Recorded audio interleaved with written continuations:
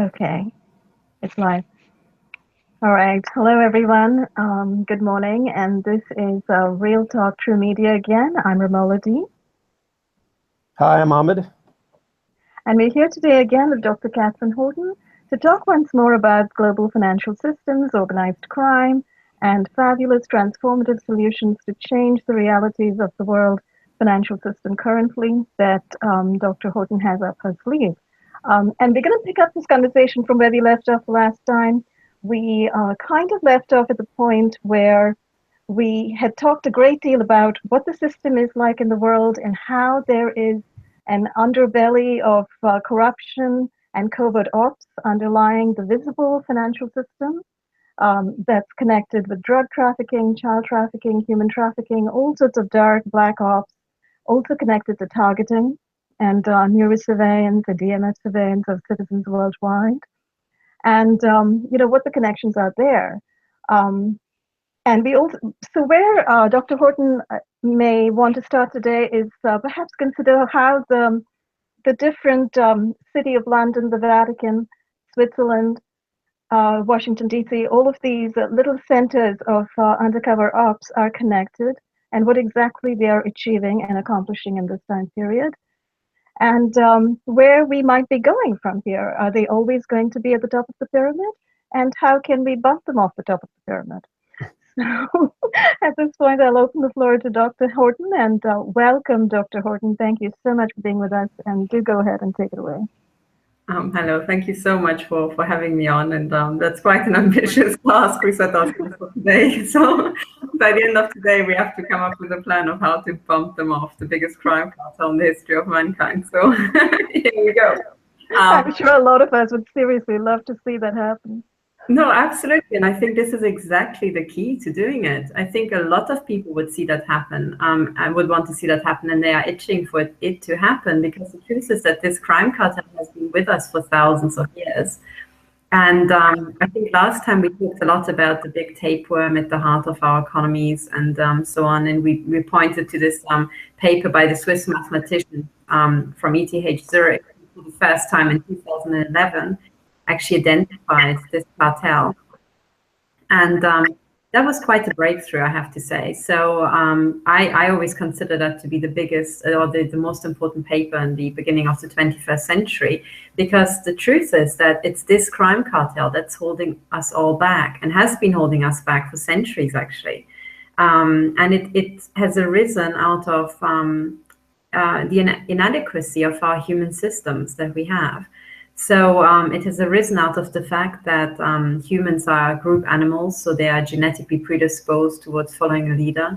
And what that leads to is a sort of a grouping where, groups cluster around the leader, and then the leaders amongst themselves cluster around a more dominant leader and so on. So you end up with a pyramid structure that is, made up of lots of little pyramids. And I think everybody who worked in a big corporation knows exactly what I mean. So you've got your team and your team leader, and then you've got the head of maybe the department, and then they report to some sort of director of a region, or maybe a director of a country if it's a big global company. And then you have an entire, head of Europe and head of US or East Asia and so on. And then you have some board at the very top. So it's all kind of organized in this pyramid structure. And what's so interesting is that wherever you look in the world now, and wherever you look in the world in the past, as it's obvious from historical records, humans have always organized them into these pyramid organizations. But it is through the interconnection, the global interconnections of our economies and of our companies, that these pyramids are bigger than they've ever been. So what this means is that the problems that are inherent in this pyramid organization is now causing global problems. And Dr. Paul Marco calls the pyramid organization a psychopath magnet, because you have 1% to 6% psychopaths in your society. These people are incredibly ruthless. They have a totally different value system from normal people. And they just strive for power. So they will end up at the top. And when you have criminal or sadistic psychopaths, you have this incredibly violent and ruthless management at the top. And that's obvious from the historical record when you look at military organizations, when you look at intelligence agencies, the horrors of the Gestapo and the Stasi and every other intelligence agency in the world, actually. And when it's combined with secrecy, you just end up with exactly that. You have these incredibly psychopathic organizations. And throughout history, that was devastating enough. But now when we have global corporations, and what many people don't know is all of our institutions have been secretly registered as companies and are now being subsumed into this big cartel that these Swiss mathematicians have recognized. When you end up with that, in that situation, what you have is global psychopathic systems that do what psychopaths love to do, which is to dominate, to mutilate, and to kill people. And then they think of all sorts of excuses. They say, oh, well, we want racial purity. That's what they said in the, before the second or during the Second World War. And then they say, oh, we want, the rule of the proletariat, as they said in the communist system. And now they say, oh, we want Satanism and we want, depopulation because there are too many humans. It doesn't matter what they say. The end effect is always, we need to kill a lot of people, So I would go as far as saying that what we actually have, the big global corporations we have now have arisen out of the cartels of old. And the biggest cartel or the biggest organization or the biggest corporation is going to stay the biggest corporation until something cataclysmic happens. So whatever, if you're looking for the owners of the network of global corporate control today, we just have to go back in history. We have to go back in time, even by hundreds of years, and say, who were the biggest cartel holders, say 300 years ago or 800 years ago? And whoever they were, they will be the owners of the network of global corporate control today. So, but also, because that's the case, so human systems have a much longer lifetime than humans. So you can have a human system that's thousands of years old, say the church, and church-like organizations. There's also organizations like the Freemasons. They are centuries old. They're older than any of their members or their grandmasters. And countries, of course, Basically, you are talking about all of those secret societies that are sort of hiding inside our government. Absolutely, I am. And the most important thing is to realize when you're digging around a bit and you realize that, for example, the Freemasons and the Illuminati and all these, a lot of other sects go back centuries, you also immediately conclude that if they're that old, and they're that powerful because of their secrecy, there must have been a very high appeal for the infiltration by an even more dominant system. Mm-hmm. So very quickly, you end up with this realization that when you have these secret societies and they are centuries old, by now they must have been captured by the biggest cartel already, all of them, because they couldn't have withstood 200 years of existence. So automatically, we can say that the secret societies at the top will be wholesale owned by whoever owns the network of global corporate control. It follows immediately, It's like a law of physics. Which is fascism, which is global at this point. I mean, they've been moving toward that for decades. Yeah, I agree. Exactly. And also in terms of fascism, so fascism was financed, by Anglo-Saxon banks. I think Anthony Sutton wrote a book about how the entire Second World War and the Nazis were financed by Anglo-Saxon banks. Then also there's, I'm not sure if there's a book about it yet, but I think it's also pretty clear that the entirety of communism was financed by the very same people. And, Lenin, for example, was here in Zurich, and Mao was educated in Switzerland. That's not a coincidence. And Switzerland keeps cropping up. And of course, Switzerland is also the headquarters of the Bank of International Settlement, the BIS. That is considered to be the central bank of central banks, and also like all the other central banks, it's not actually a public institution as we know it. It's actually an autonomous private entity like the Federal Reserve. And what it actually is it means, in finance itself, people talk about the one bank. And the one bank means the BIS, but also all its tentacles, all other central banks that are part of it, and also the commercial banks, which are also owned and influenced and steered by this big entity. Now, the banks themselves appear in this paper, The Network of Global Corporate Control. They map into the cartel. So very quickly you conclude, hang on, all the banks, all the secret societies, all the big global corporations, so 40% of them, of all the global corporations, are owned by one entity.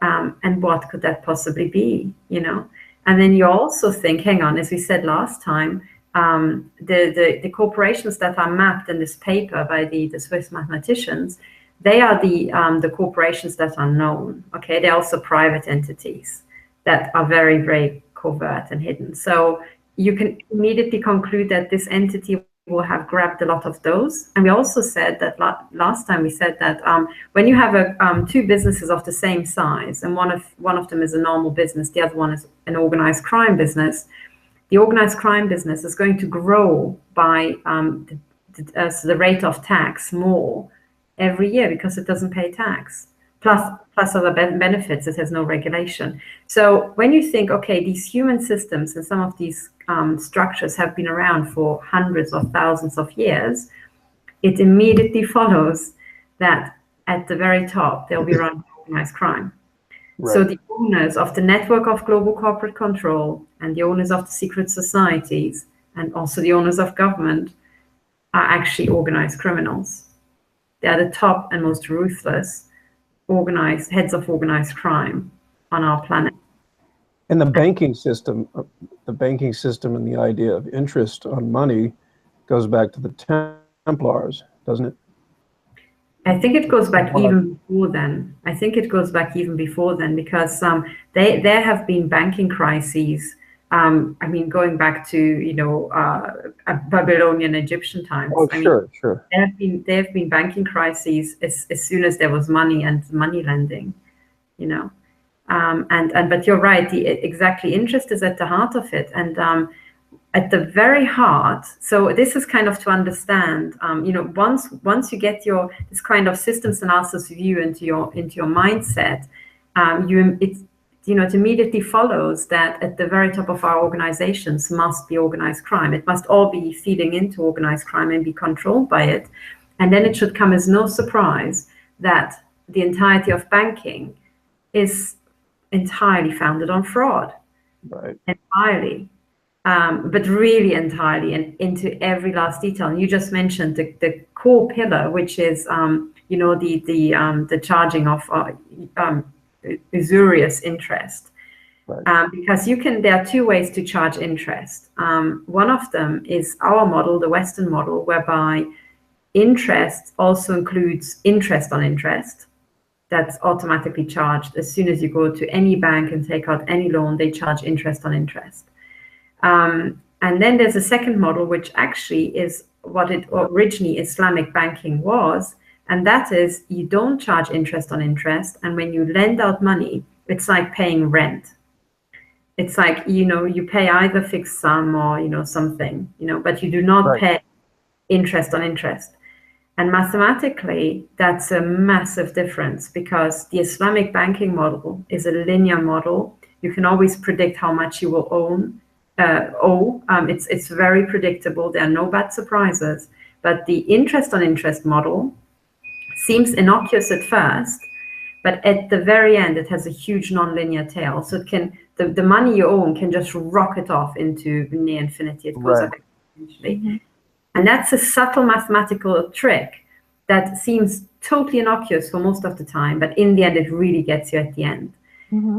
And it was really this introduction of interest on interest that the banking cartel really got an edge. Because now when we're talking about country debt, we're entirely in the realm where we are entirely dominated by the interest on interest portion.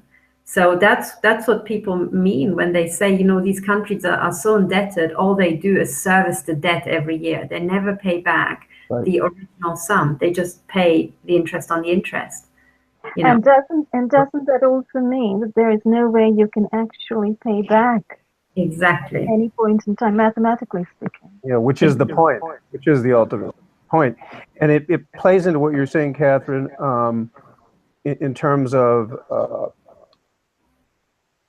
I lost my train of thought. So we're talking about the interest and how it's the move toward domination. So they're moving toward domination in the same way that you said if they don't pay taxes.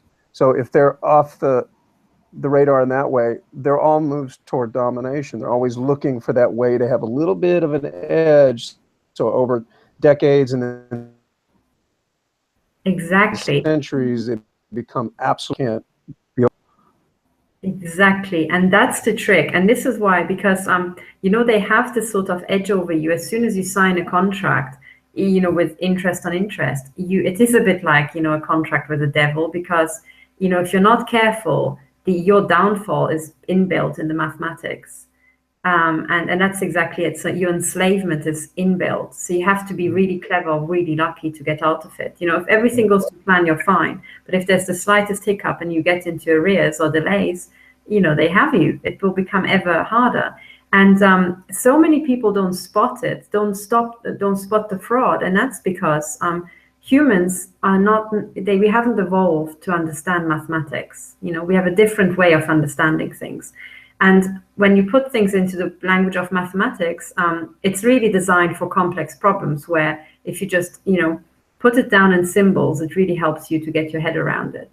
But when you put simple things into mathematics, it just obscures it. You know, it's just too much complication for simple matters.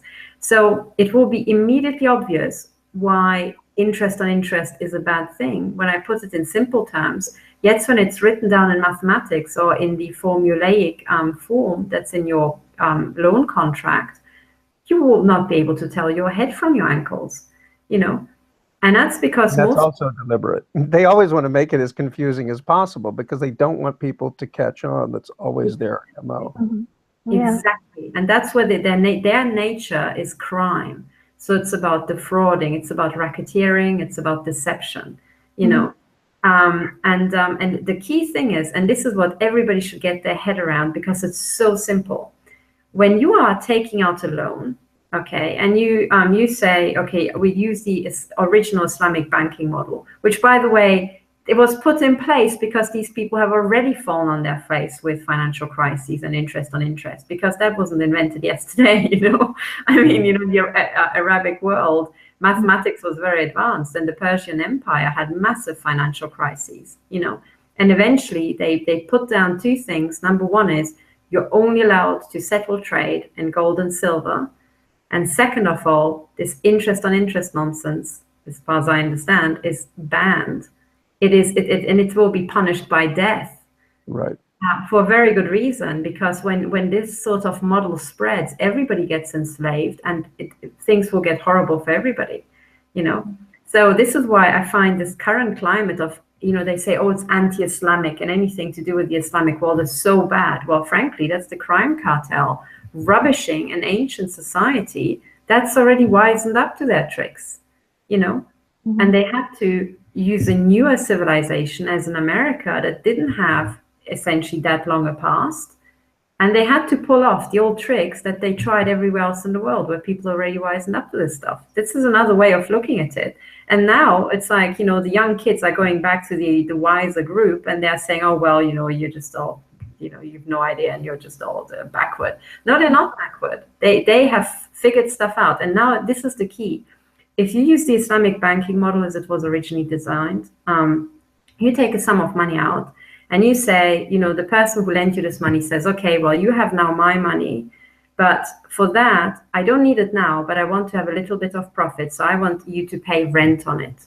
Okay, so you pay me every month a small, you know, payment that you can use my money. And for the time that you use my money, you pay me that rent. Totally predictable. It's like your flat, you know, it's going to cost the same thing. So you can predict how much you will owe in total. When you use interest on interest, so the interest, the base is the rent, you know, and that could be a fraction of the sum you loaned, you know, it doesn't matter. It will be the same sum, it will stay constant. And that will be the profit of the person. You know, it's like the money that he makes. When you pay interest on interest, you pay him money for the money he makes. Mm-hmm. So the more money he makes, the more you have to pay him. Right. If you put it like that, everybody would say, what sort of nonsense is that? You know, what? You're making money off me and then I should pay you for the money that I'm giving you? You know, what? But that's exactly what interest on interest is. And it's clear why it's going to lead to an absolute kill at the end. Because if you become, you know, you get into arrears, the profit of the person will grow bigger, right? And therefore, you will have to pay him more money on his profit. Yeah. Because you pay not just rent on the money that you lend, you pay rent on the money he makes off you. How is that in any shape or form justified? It's not. It's a trick. It's a criminal con. So interest on interest. That's why usury was banned by the church, because it's a criminal device. It's tricking people who don't understand mathematics. It's a very simple trick, you know. And this one is ancient. But, you know, I mean, when I put it like that, if you went up to, you know, your 12-year-old kid and you said, okay, you know, and you make him this deal and you say, okay, I'm going to give you my tennis racket and then, you know, you can use my tennis racket, but you have to pay me, you know, for every day that you use my tennis racket, you have to pay me $1 or, you know, $2. And then you have to pay me, you know, say, I don't know what, how many cents for the $1 that you've given me. Yeah. You're like, what am I paying that for? You know, that's the money I'm giving you, right? So your 12-year-old kid will tell you to just get lost if you do this deal. Yet when you walk into a bank and get a mortgage, that's exactly what you sign. It's exactly what you sign. When you get a car loan, when you get, you know, your credit cards and you overdraw your credit cards, that's exactly the deal you enter. And it's a deal with the criminals. You have just made a contract with the mafia and they just had you big time.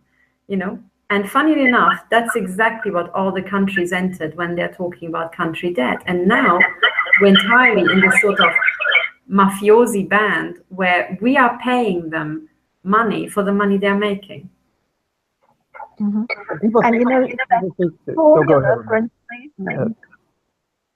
Sorry? That it's this formula for enslavement, as you said earlier, that in a sense Ramola, everybody is tying into. Sorry, something was happening with the audio. Yes, I did hear that as well. Do you know why that is? I think I forgot to switch off my microphone and you heard yourself through my mic. Oh, is that right? Okay, now it does seem better, but I see Catherine switched off her mic. I didn't have much to say, Catherine, just to say that, you know, it's that formula for enslavement that's sort of underwritten into the mathematics of it that people are signing on to with all of these loans now currently in the Western world. I mean, I don't know where exactly the Islamic system of banking is still prevalent and still in use, because it seems like in the entire Western world, we're using this other system of banking where you pay interest on interest. Yeah. They're cons and they're magicians, you know, but they're not very good magicians. They're just, they do the same trick over and over, but sleight of hand. And even culture, they get us so caught up in trying to survive, and we have families and careers and we're working ourselves to the bone that we never most people don't sit down and say, okay, let me figure this out. So they know that they're going to get the overwhelming majority of the population to just pay it out and not even think twice about it. And people think that if they're so, people have this like mind, it's like a glazed over look when they see people who are really, really wealthy, as if that equates to integrity. It doesn't at all. It's the same con. They can be the guy on the street corner. They can be somebody who's worth $100 billion. Doesn't matter. In actual fact, I would go as far as say someone who's worth $100 billion, because of the structure of the pyramid organizations, it means that he must be a criminal psychopath. It must do. And I think we need to underline that, actually, because you brought that up before, and I thought that was a brilliant point. We need to kind of dwell on that for a minute, because basically what you're saying is If anybody is able to run one of these huge organizations, multinational, and is able to rise to the top of that organization, that means that that person represents a whole enterprise of criminality, of systems of action and activities that are necessarily amoral, that necessarily mean ripping off someone else. Absolutely, and there are several ways to arrive at that conclusion. Number one is you use systems analysis, and you say, you start off with a neutral system where the psychopaths are randomly distributed through the society, so absolutely unbiased. And you say, this is my time T0, and I'm going to evolve the time, and I'm going to see what happens. And then if you ever, brought a model like that, what you would see is that the little black dots, in my lectures, the little black dots in the organization will start migrating up, and because of their ruthlessness will rise to the top until the very top is entirely black. So that's one way of saying it. The other way of saying it is if you have an organization at T0, say a newly founded corporation that is publicly traded, well, because they are older organizations that are already in deep capture by organized crime and by psychopaths, eventually they will be bought out by these. So the very oldest and the very biggest corporations, whichever way you turn it, will always end up in exactly the sort of situation, because organized crime makes so much money. It pays, crime pays. That's why. And then they will end up with all the money, then they can buy out everybody else, then they will get to the top. And there's also the effect that they would want to put their own children into the boards. They would want to pass on their wealth and their influence through their families, Mm-hmm. And then again, you have this, the children are not necessarily psychopathic, but they will have been brought up in a psychopathic environment. Genetically, psychopathy actually is passed on through the genes to children and so on, quite dominantly. So, whichever way you turn it, you have this, it crystallizes out into the situation. And then there's another argument, which is using competition. And then you say, well, if you've got somebody who's genuinely not psychopathic, and then he's trying to climb to the top, he has to make it among psychopaths. So sooner or later, he has to emulate their ruthlessness to the point where he's just like them, Right. And that's where a lot of this child sacrifice actually comes in, because it is, the mutilation and murder of children is one of the, the sickest things that you can do, that intuitively in most normal people, and all normal people, I mean, that's the definition of normal, would be entirely not just objectionable. It would be so horrific. You would think you deserve death.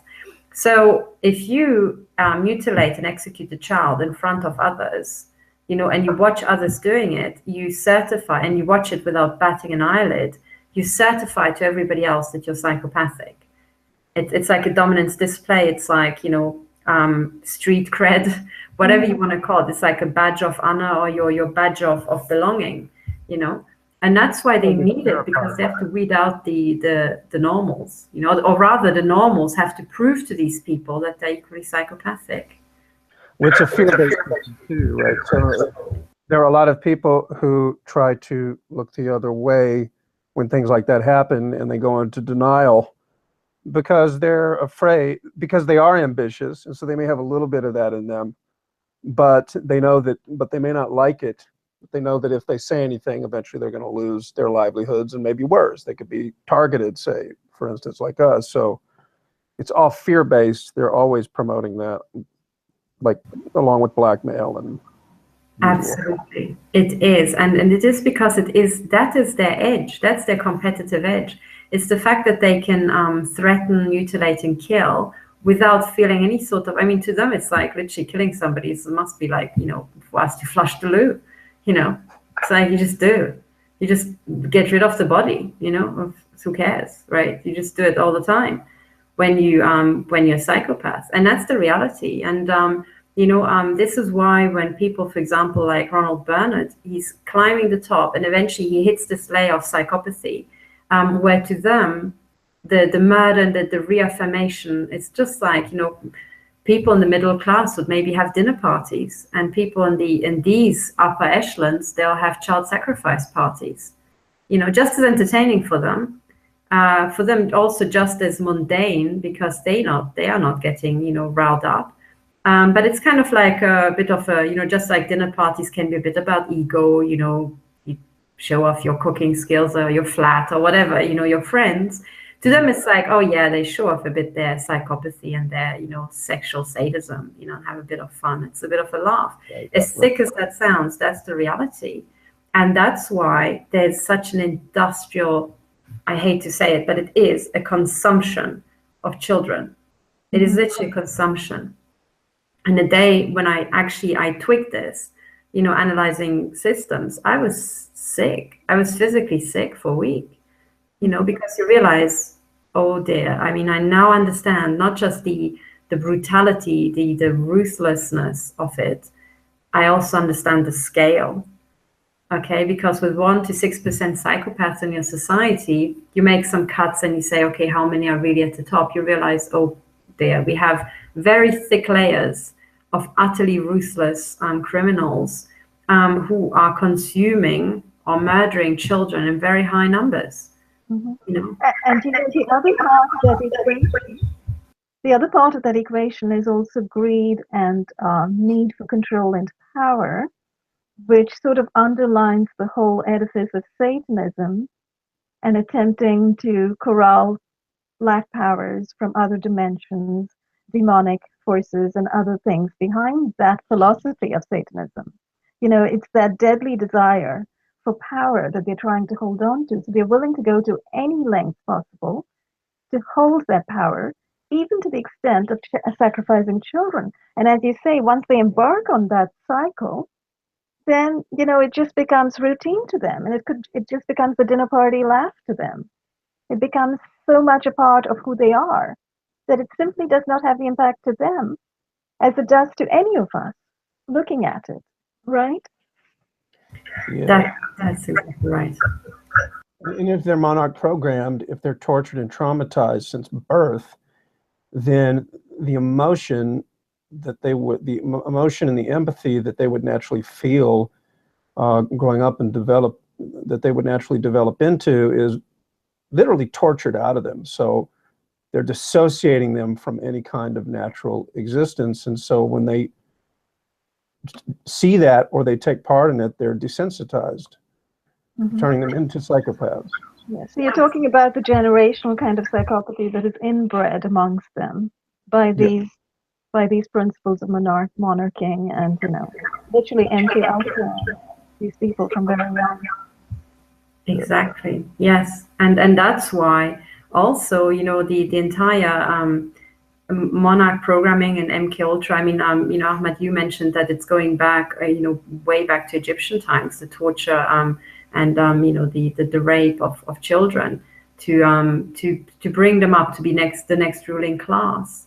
Exactly. And then also responsible parents, in these elites would have to do that just so that their kids can compete with all the other psychopathic children. Right. Because if they didn't, they would be killed off. So it was, in a sense, a tool of survival, And I think it's for the very first time in history that, thanks to the information flow we have now, this is wide open. I mean, these are the big secrets. When people talk about secret societies, and a couple of times, I talked to Intel whistleblowers, and they are mortified to reveal the secrets, and they just cannot. There's some high-level Freemasons, and depending on how high they are, military intel or elsewhere, or higher in banking. They can't bring themselves to reveal the secrets, but then when you're a systems analyst, you already know what they are. You can figure out what they are. It's going to be this, and some along these lines. It will be also the fact that there's one step up from psychopathy and the murder of children, and that's necrophilia. That is the actual sexual arousal, of just corpses. So there's some way to go, beyond that. But that's what you expect. And the greatest secret is that the entirety of our so-called ruling classes, elites is a too nice a word. You think of intellectual elite, Yes, that's the absolute wrong word. It is, and it's a word they use. It's no, they are cartel holders. Deletes. Yes, I call them the cartel holders, whereas, I don't usually say it, but for me, it's a cartel of degenerates. They're the leaders of the cartel of degenerates. They are the most degenerate people we have on planet Earth. The most criminal, the yes. most ruthless, the most callous. You know, they don't appear to have empathy. Exactly. And it's not just that they're criminals per se, because with criminals, it also includes people who just, blackmail and racketeer a bit. They're actual serial killers. They're the most prolific serial killers we have in our society. Oh, yeah. Oh, yes. I mean, they engage in genocide on a mass scale, right? Because they have access to the weapons of mass destruction, and they freely use them. And they call these wars. And they attempt to put over on us that they are using the laws of war. Whereas in actuality, they are engaging in blood sacrifices on massive scales and genocide on a massive scale.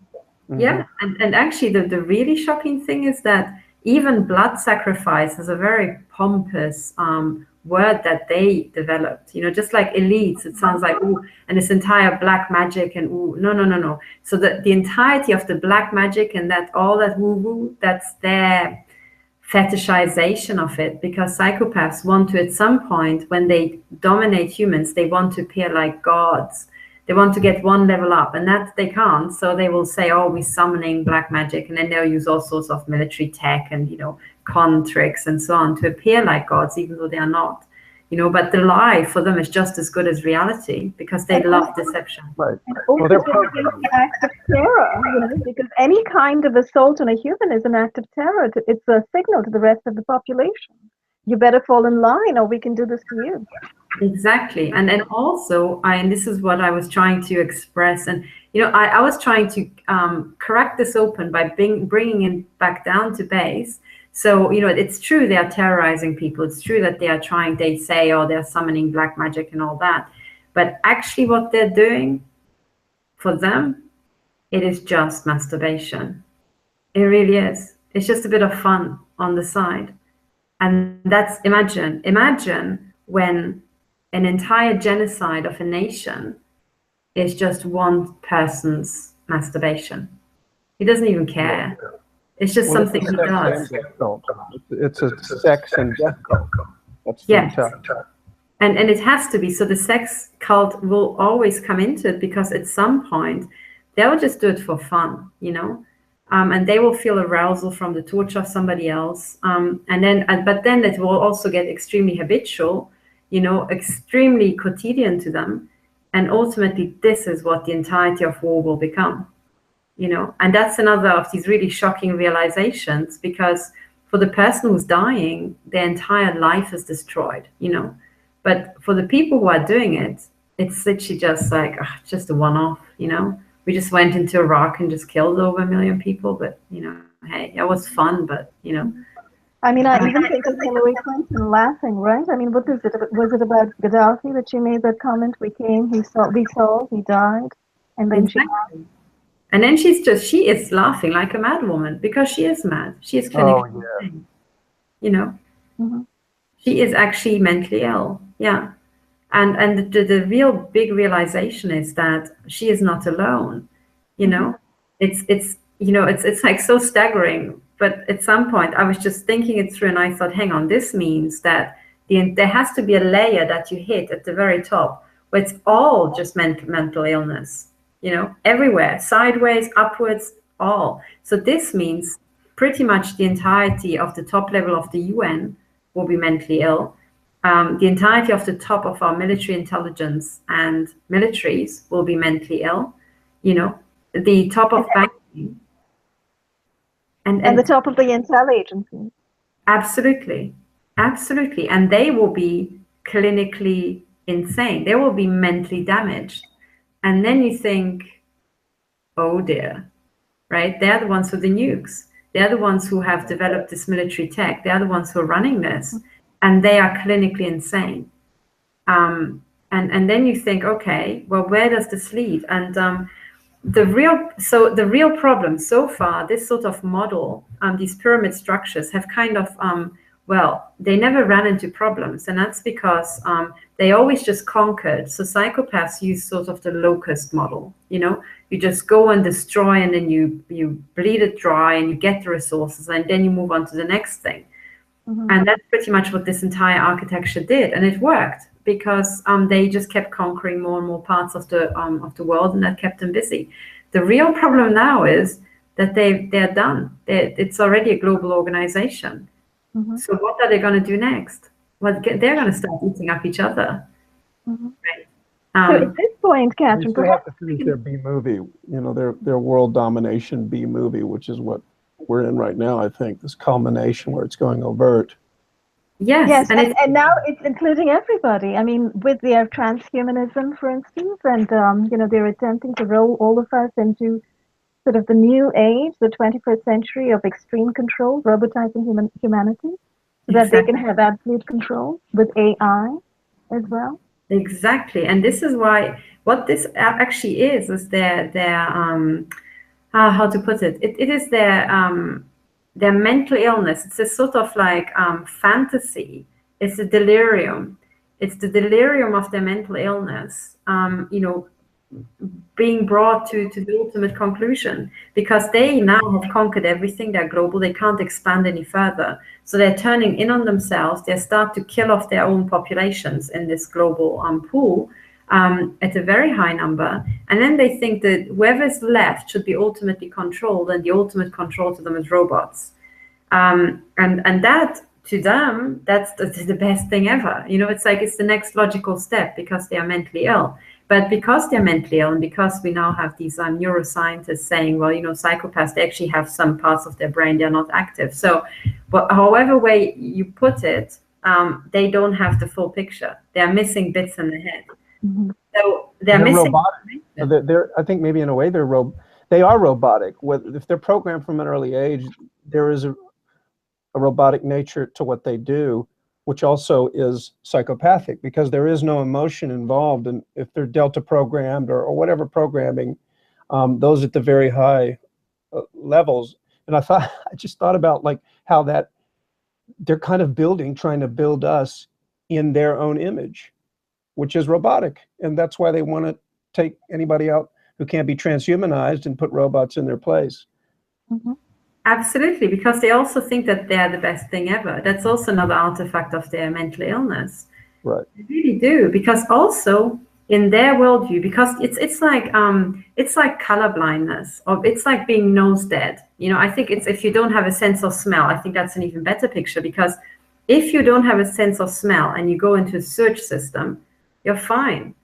You can breathe, you can go through, and meanwhile you turn around and everybody else is on the floor being sick. And you think, what's wrong with you guys? I mean, look at you lot, you're pathetic. I mean, what's wrong with you? You just walk through. But they're missing something, that they're actually breathing in bacteria that in a high concentration will make them horrifically ill and kill them. And actually being sick and not being able to do certain things is a mechanism of survival. And this analogy is great, because that's exactly what we're seeing now. So most of us, we would be sick if we saw a child being tortured and murdered in front of us. We would be literally physically sick, and this is what keeps us from doing it.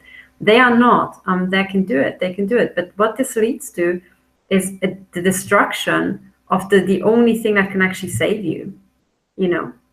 And now we're talking about solutions. I mean, these are really the problems, okay? So this is what's very hard. And once we've understood it, it's also, you know, there are two things that we have to do. Number one, think of solutions. And second of all, think of a way to be able to implement these solutions. Mm-hmm. Because it goes without saying that these guys will not be able to comprehend the solutions, because they've got bits in their brain missing, and they won't let us. So this is a serious question. And then there's also systemic problems. And this is what Katherine Austin Fitts so brilliantly, you know, mapped out. I mean, I never actually attended her talk where she really spells it out, but she said that she went to she was invited to give a talk to people who are what you would call, you know, spiritually evolved, you know, spiritually enlightened. So people of really, you know, highly informed, very compassionate, very forward thinking.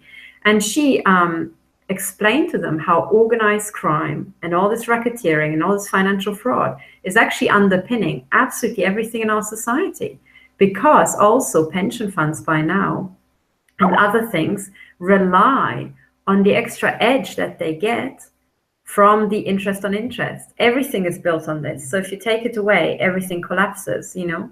So you would have to cycle everything at the same time. If we didn't have crime, we wouldn't be, or pensioners wouldn't be able to sustain themselves.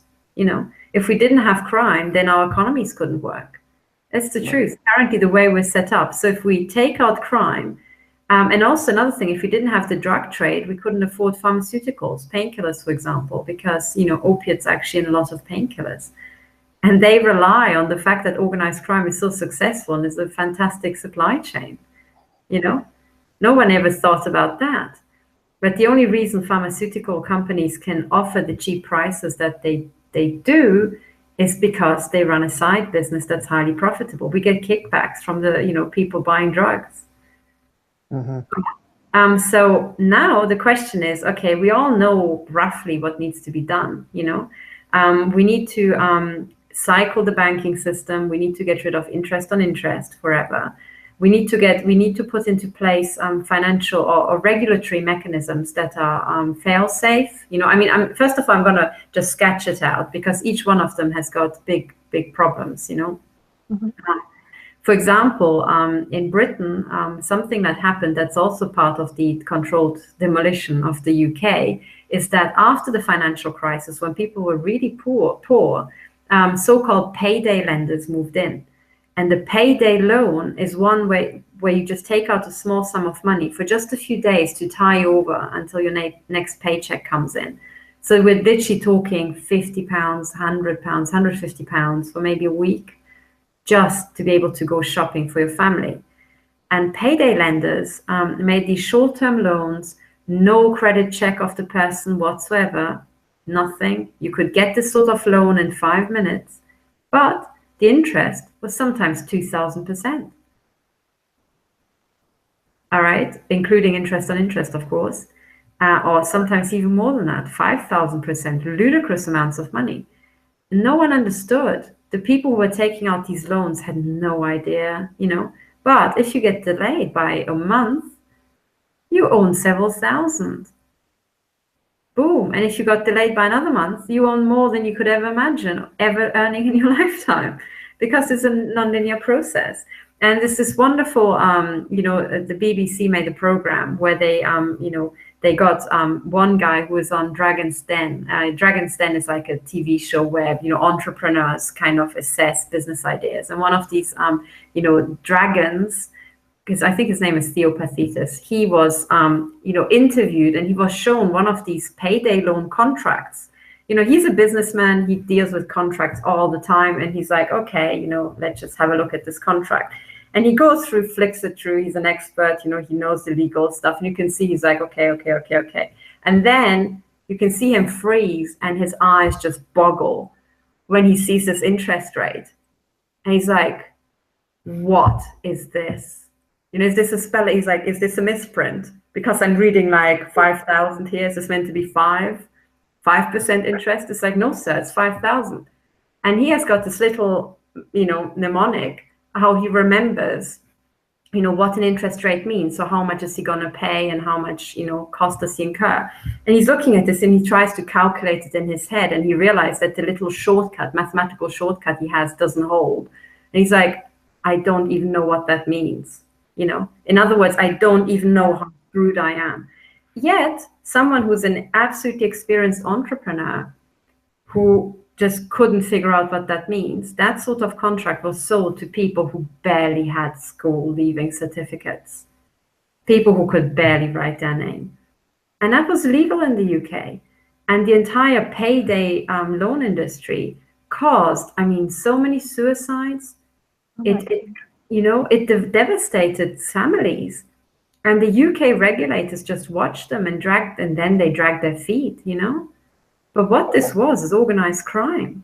Yes, and not only that, it was organized crime that was permitted to exist by the whole regulation industry. Exactly.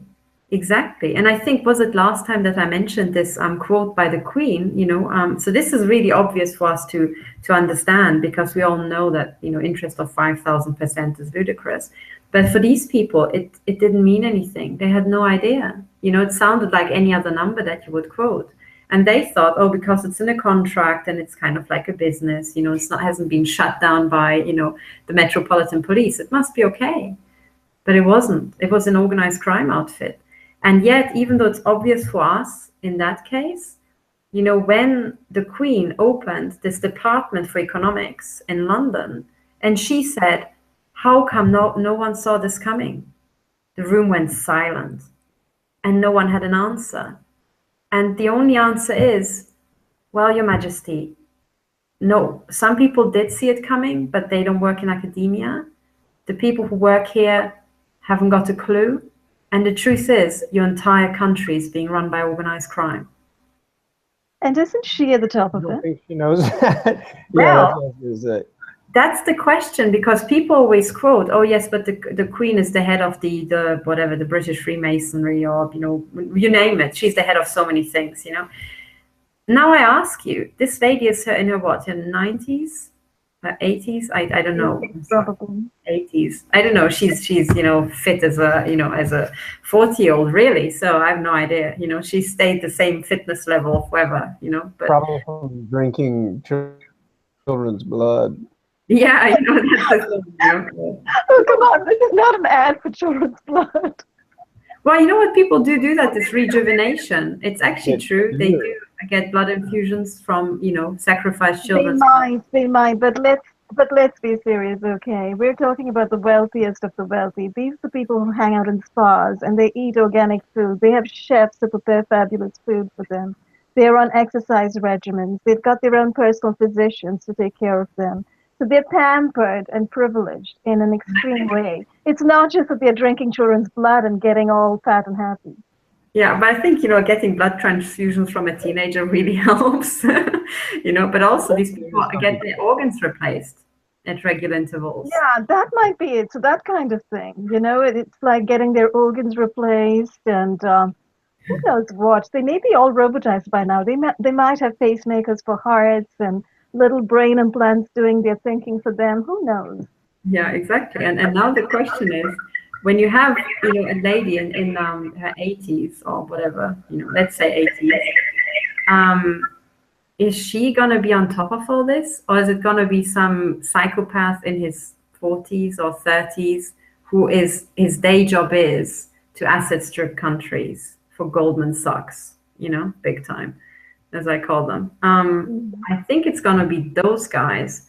And if she were, she wouldn't have asked this question. But she genuinely didn't understand. She genuinely doesn't know. They're very high level. And Charles and Harriet, they're high level. I mean, from what I could tell, I don't. But you know what? Unless you're in that circle, but. Look at their day job. I always say, if you want to run an organized crime cartel, it's a full-time job. Okay. Now look at what they do. They have so many representative functions. Look at their predisposition. Look at the way they move and behave. They can't fit it into their schedule. Right. What they get is they get kickbacks. They kind of tapped into it, but they are not driving the wave. And you know what? This is really important to realize. It's impossible. I mean, the Queen, you know, you put her in front of one of these computer terminals, you know, at Goldman Sachs, and she will have a hard time being able to open the software.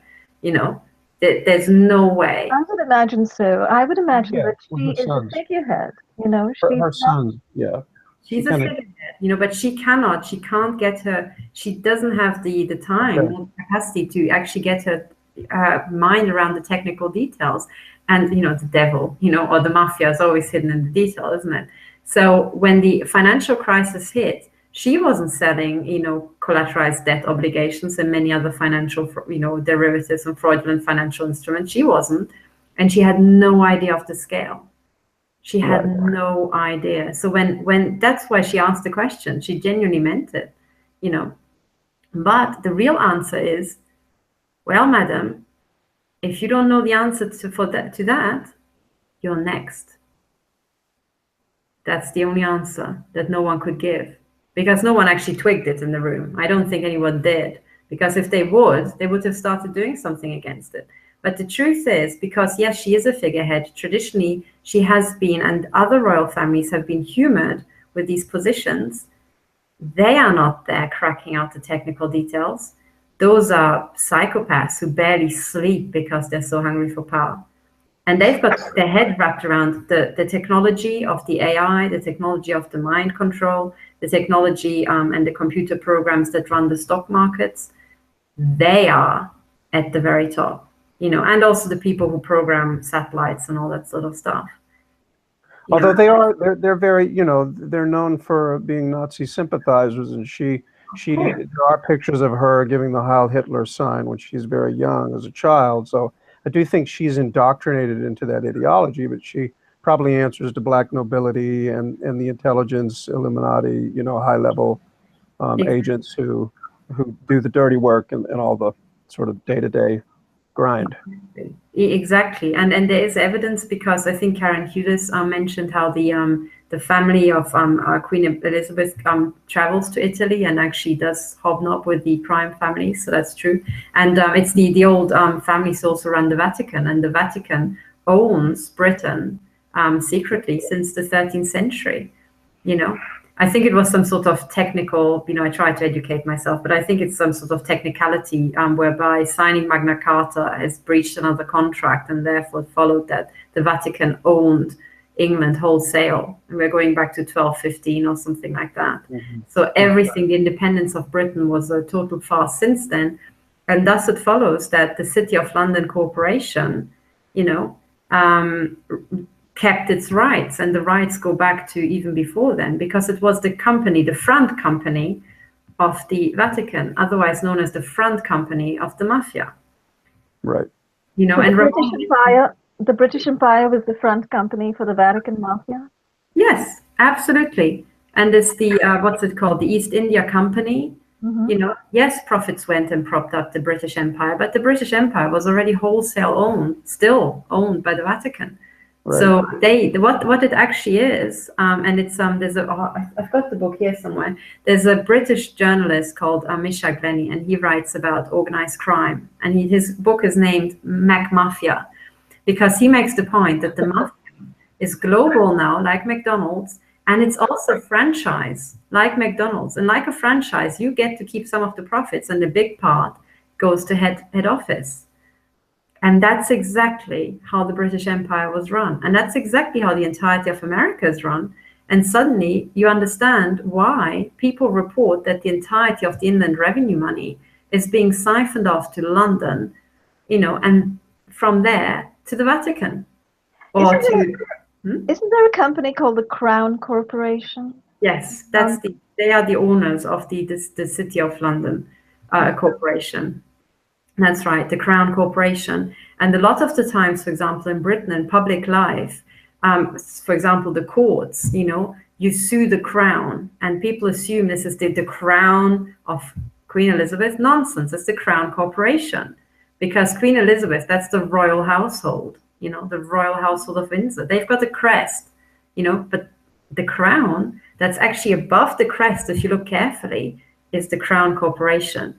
And it goes back to these contracts from the 13th century that they still own wholesale the entire monarchy. They've got them. And I think it's also used in Canada.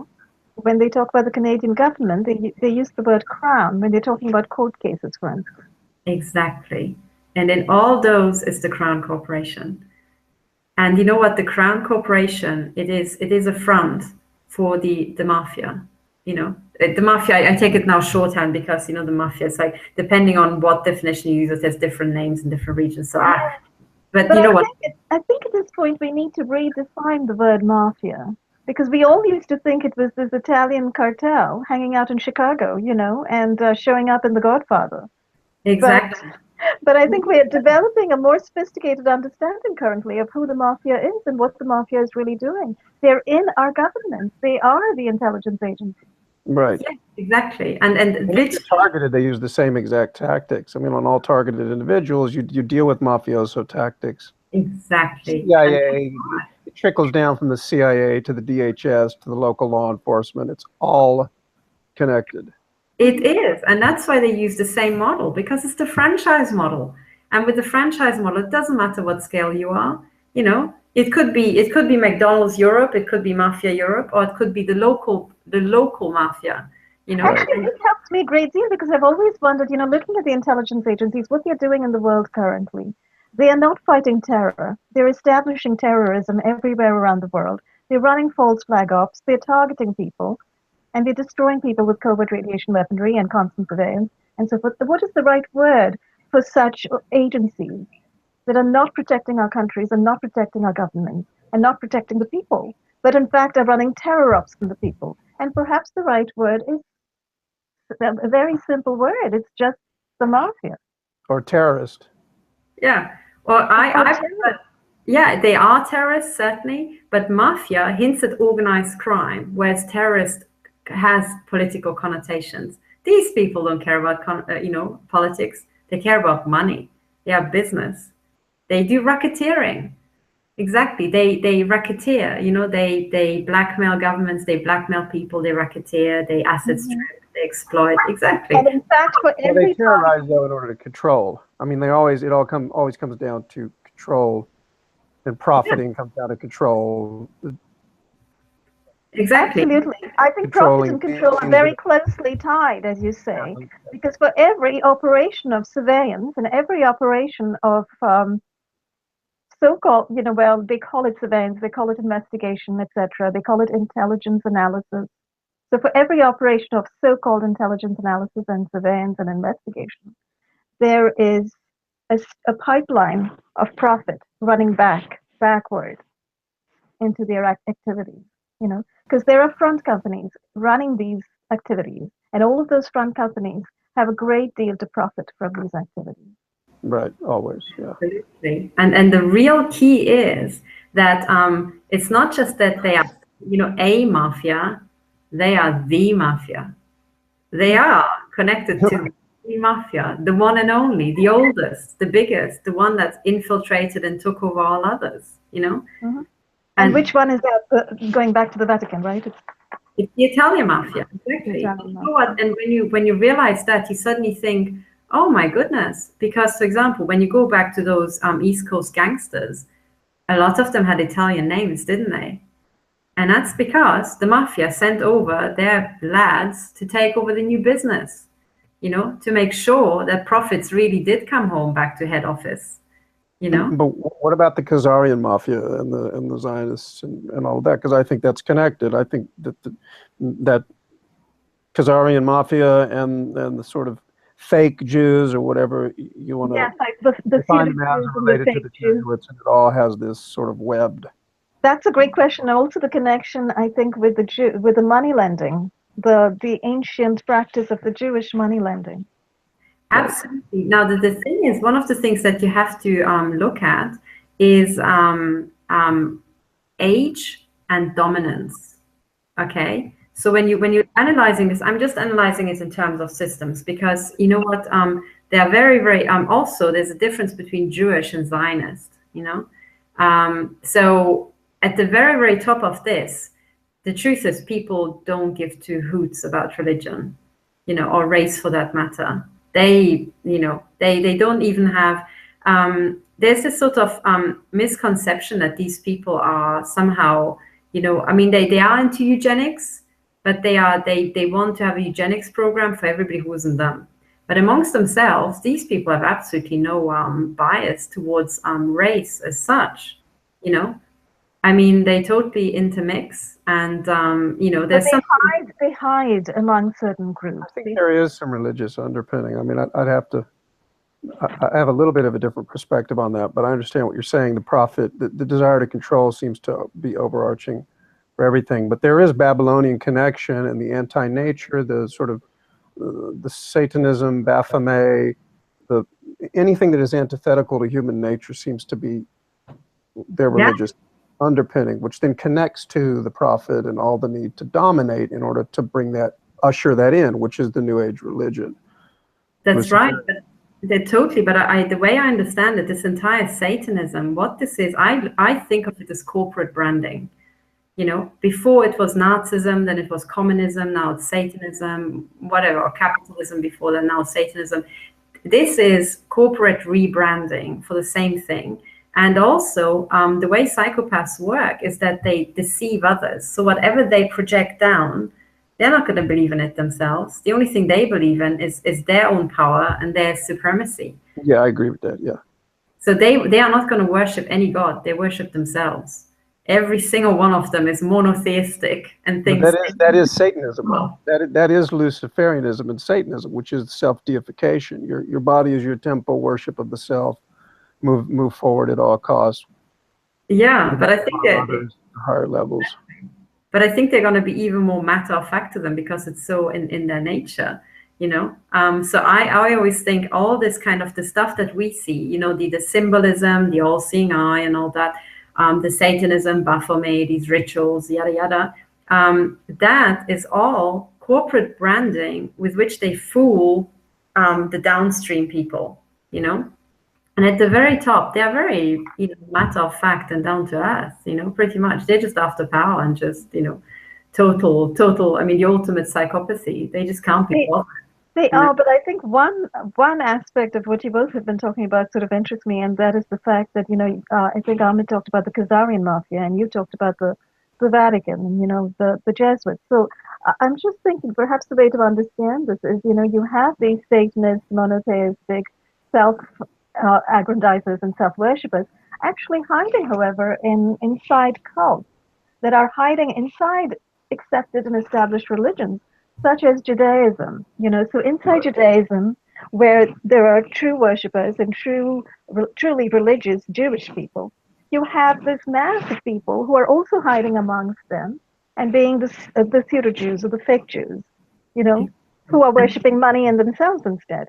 And similarly with the Vatican, you have, you know, supposedly you have a pope and a bunch of cardinals who are praying to God all the time and bringing God's word to the whole world. And yet, what are they doing? You know, we know now what the people in the Vatican are doing. There's a whole bunch of sadism, pedophilia, child trafficking associated with the Vatican. And Yes. and as you pointed out, Catherine, there's a whole bunch of money as well associated with the Vatican, right, over time. So are these people also hiding there, you know, inside these cardinal skirts, so to They speak? totally are. You can also precisely say where they are. Because of their nature, they will have floated to the top. Must do, you know, because all the religions are also pyramid organizations and the same rules apply. So these people will be hiding in plain sight at the very top. All of them. And, you know, you mentioned the Khazarian Mafia. And you know what? There's also a big Chinese mafia. There's a big Japanese mafia. And then you think, okay, in the mafia world, in the organized crime cartel world, there's no regulation. So there will not be a regulator saying, oh, you've got a monopoly position, so give some of that up now. No, it's just the survival of the biggest. And when you want to figure out who by now is dominant, you just think, well, who was the biggest? And then is there any indication of one taking over the other? And for example, the Chinese mafia is huge. But then again, China's leader was sent to them by Switzerland. So how did that happen? And that devastated everything. So the entire communist leadership, to me, looks like a puppet regime entirely controlled by the older money here. Yeah. So now I think what we're seeing is mafias below this dominant mafia trying to get back ground, you know, and that's where the infighting will come from. But I think as of today, right now, I think still the status quo is that the Chinese mafia, it might come to a shock to a lot of Chinese mafiosis, but they are wholesale owned, pretty much as far as I can tell, still by the old Italian mafia. I am pretty sure. And there are several indications for that. You know, number one is, you know, the World Bank, it actively moved to China. I think what's happening is that, you know, they are now seeing that the Chinese mafia is going to outdo the old Western mafias because they are creating more money because there's more, you know, in the industries there than here. And that's also another reason why I think this entire crime cartel is relocating from Switzerland as its hub and base to the Himalayas, to be closer to China. It's bigger, it's better, it's, you know, more mountainy, more, you know, inaccessible, more of everything, really. Interesting. Catherine, I'm just looking. I'm sorry, I didn't mean to interrupt, but I was just No, looking at the time, and I just wanted to make a comment that, we're a little past the hour at this point. So if you want, we can go on for another 15 to 20 minutes and maybe focus on solutions. But I'm sorry, Ahmed, I cut right into what you were saying. Oh, no problem. I was just going to say, when I look at the Middle East, I mean, I do think that there are reasons that have a little bit more to do with, well, it's a biblical end times narrative. Like because they're destabilizing the Middle East on one level to generate profit and to dominate. And I do think that I do think that there is a sincere goal to make Jerusalem the new center of the world. So there is something that plays into ideology, and it does seem to appeal to this template of the Bible and the end times narrative. People who believe in very strong devout Christians would say that that's real. I tend to look at it a little bit more like world stage manufacturing that they control. But what do you think about that? Like, do you see it as just or I think it's to dominate? I think that entire region. I mean, the entirety of Israel was called the personal fiefdom of the Rothschilds. It was called, that because after the Second World War, it was given to them. And then there's this letter, I forgot what it's called, Balfour Declaration or something, where, you have the monarch writing to the Rothschilds or Baron Rothschild saying, here, there you go, I congratulate you, here's your, plan. That's their land, it was like, it was basically the monarch saying, here, go have it, that's your fiefdom that you wanted. It is a fiefdom, but as such, it is, strategically, it's a great place, but at the same time, it is just one place in a global environment, and it is just too small. And it is just so darn exposed. It's not going to be a hub, Israel, look at the size of it. It's not going to be better than Switzerland, is it? It's going to be more convenient for the next to launch miscellaneous things, but it's only ever going to be a launch pad. It's going to be it's almost like a military base, but it's not going to be the military base, the headquarters. It's just not going to be because it's utterly undefendable. You can wipe it out in an afternoon, the entirety of Israel. But the United States, I would argue, is their military arm. Yes, but then it's too far away, Whereas if you want to have really some fortification, you don't want to have your fortification wall be on the outside and have your archers somewhere, several hours away. So I think in terms of actual hub where people will just, put out huge underground bases and really move in with a sort of level of permanence, that has got to be the Himalayas. Really, the entire region will be one big underground hub, like Switzerland is one big underground maze. But it will accommodate even more people, the big population force of China. So it will be bigger and even more Switzerlandy. But now in terms of solutions, and when one has understood all this is why the solutions have to be extremely subtle, because why do we need solutions? That's the first question. And the reason why is because this entire operation, let's call it, is being run by mentally ill people. They're clinically insane. They've got bits missing in their head. They really do, to the best of science knowledge. They don't see certain things. They also tend to megalomania and other, mind limiting sort of, traits. And what is the real limitation? The real limitation is that they are now global.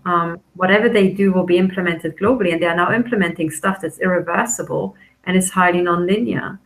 So, for example, the entirety of finance that they set up is nonlinear, but they control it with computers. With computers, if you change your mind, you can just type in a different number. You can reset the whole system. But what they're doing now is exactly what we were hinting at in the beginning, the robotization of human beings. They are spraying nanoparticles, nanobots. They want to turn us into robots, which looks like a really good idea to them. But that's because they are brain limited, and they, as humans, do not have the capacity to fully comprehend the complexity of their human systems. So what I mean by that is the following, very simple point. Each global corporation has a supply chain of thousands and thousands of companies, absolutely thousands. Now, if you want to make so somebody made this experiment. They wanted to make a toaster themselves from scratch, and they figured out that every aspect of a toaster takes huge amounts of expertise, because every part of the toaster is a different material that comes from a highly specialized supply chain, making plastic that won't melt when the iron gets hot, having sort of electricity cables, and then how do you make the metal alloys? You need an entire smelter, and so on and so on. And this guy who did this experiment realized that just to make a toaster consists of 2,000 parts, and each part has a specialized supply chain comprising sometimes hundreds of companies. So to make a toaster, you rely on the entirety of this. Now, they have this sort of depopulation plans because they like killing and they want to take out 2/3 of us. Well, I'm telling you, even if they take out 5 or 10%, the entire system's going to collapse. Because when you set up stuff like that, an actual killing and murdering program, what's going to happen is exactly what you see happen with targeting. The most ruthless people will start taking out the brightest. Well, then you're really going to take out the people who actually run all your companies. And then suddenly, individual little small supply chain companies that are crucial will collapse. The key person who knows how to make a special alloy, or knows material science, or knows how to put things together is going to die. The company's going to shut down. And suddenly there's no one to replace it. Suddenly you can't make toasters, or you can't make replacement parts for your executive jets, or you can't make something that's really important in pumping, oil or something. Do you see what I mean? It's the small stuff that gets you. It's the small replacement part. If there's a small bit in your car broken, sometimes your entire car doesn't run. And the same applies to industrial manufacturing lines, to airplanes, to everything. So these cartel holders sit on top of a pyramid of a highly specialized supply chain with huge amounts of expertise that they don't have and they don't even understand. Because they're more kind of like the managerial killy type of people. They're not really the sort of, work out computer code and, really work on material science for a long time sort of people. So they don't. They co-opt them. I mean, that's how they do it. They just use and siphon creativity and intellect and whatever. Right. They just co-opt as many people as they can who have less integrity. Exactly. But that is why they're moving toward robotics, though, because, I mean, I see that the depopulation agenda it seems to me, is long-term, whether it's the Agenda 21 or the 2030. There's a longer term. There's a long game to what they do. I mean, I've learned that with my targeting too. There's a lot of different things that I've experienced with it, and they do seem to try and make it look gradual and blend it in to what most people would perceive as normal world stage, silliness. But do you think that will collapse if they? Yeah, it's already collapsing. That's the thing. It's already collapsing. They just don't know it, and they don't have the mathematical skills to see the collapse. One of the ways you can see the collapse is by looking at ecosystems collapsing. You had all these, some of these articles are pushed, the bees dying and so on. But that's a real effect. If you're starting to pump out this nano crap in large amounts, the first thing that it will affect, because this stuff gets into everything, the things most affected will be the smallest organisms. We can survive nanobots, but small stuff can't. Now, what we don't realize is as evolved, if you make a plot of this number of cells in an organism, then the really human beings and animals and mammals, in terms of our numbers, we're just like a tiny blip on a plot, and the real peak are stuff like bacteria and all this sort of stuff, and everything builds on the smaller creatures. They eat the smaller creatures. Now, if you start taking out and start modifying or harming cultures of bacteria all around the world, you are pulling out the actual basis of this entire ecosystem, but in a non-linear, irreversible way. But they want that. See, I guess that's my point, is they want that. They want to destroy mankind. They want to destroy nature. They want to destroy animals. I mean, I've personally seen they've done so many incredible things with me with the targeting, because in a sense I'm transhumanized. Everything I've looked at and paid attention to leads to that conclusion. But I've seen animals being influenced. They do harp weather on me. I mean, everything. So what they've driven home for me is that they are in the business of controlling absolutely everything on this globe. Human beings, animals, nature, everything, because they want to erode and destroy it, or control it, manage it. So, and that's the key. What you just said is the key, because they think they control it. In actual fact, they're just eroding it. In actual fact, they're just killing it. But for them, killing, they're, because of their disposition, killing is control. No, it isn't. Killing is, at some point, it's turning and you're losing control. And the way it works is that you will have, at first, it looks like nothing. And then, because it's a non-linear system, it suddenly will go bam, and there's nothing you can do. For example, a nuclear, a bomb, there's lots of time for negotiation and so on. But once you turned it off, within a microsecond, you're all dead. I think the point that you're trying to make, Catherine, at least let me take a shot at it, is that not merely are they destroying the rest of us, they are in a sense setting into motion a destructive mechanism that is going to take them out as well. Absolutely. And it's going to take them out even before we die in large numbers. And that's what they don't understand. So the way this is going to unfold, right, is when you start doing the sort of stuff that they do, which is the sort of, somebody called it terraforming, spraying nanobots and ideally self-replicating and blah, blah, blah, blah, blah, and just poisoning absolutely everything. You start killing off the base, even if you're just thinking about bacteria or something, or plankton, in the seas. But you don't realize how the entire ecosystem and the entire eco-balance is based on the biggest layer, which is the smallest layer at the top. So then suddenly you will have, when you start doing that, you will have sudden crashes. So suddenly, non-linearities. You have suddenly some sort of bug that develops because, some disease that usually would wipe it out isn't there because the bacteria have died off. That suddenly starts eating your crops, your harvests fail. Suddenly, there's famine. When there's famine, lots of people die. They can't run your corporations. And before you know it, your executive jet can't take off because some stupid little screw that nobody thought about can't be manufactured anymore.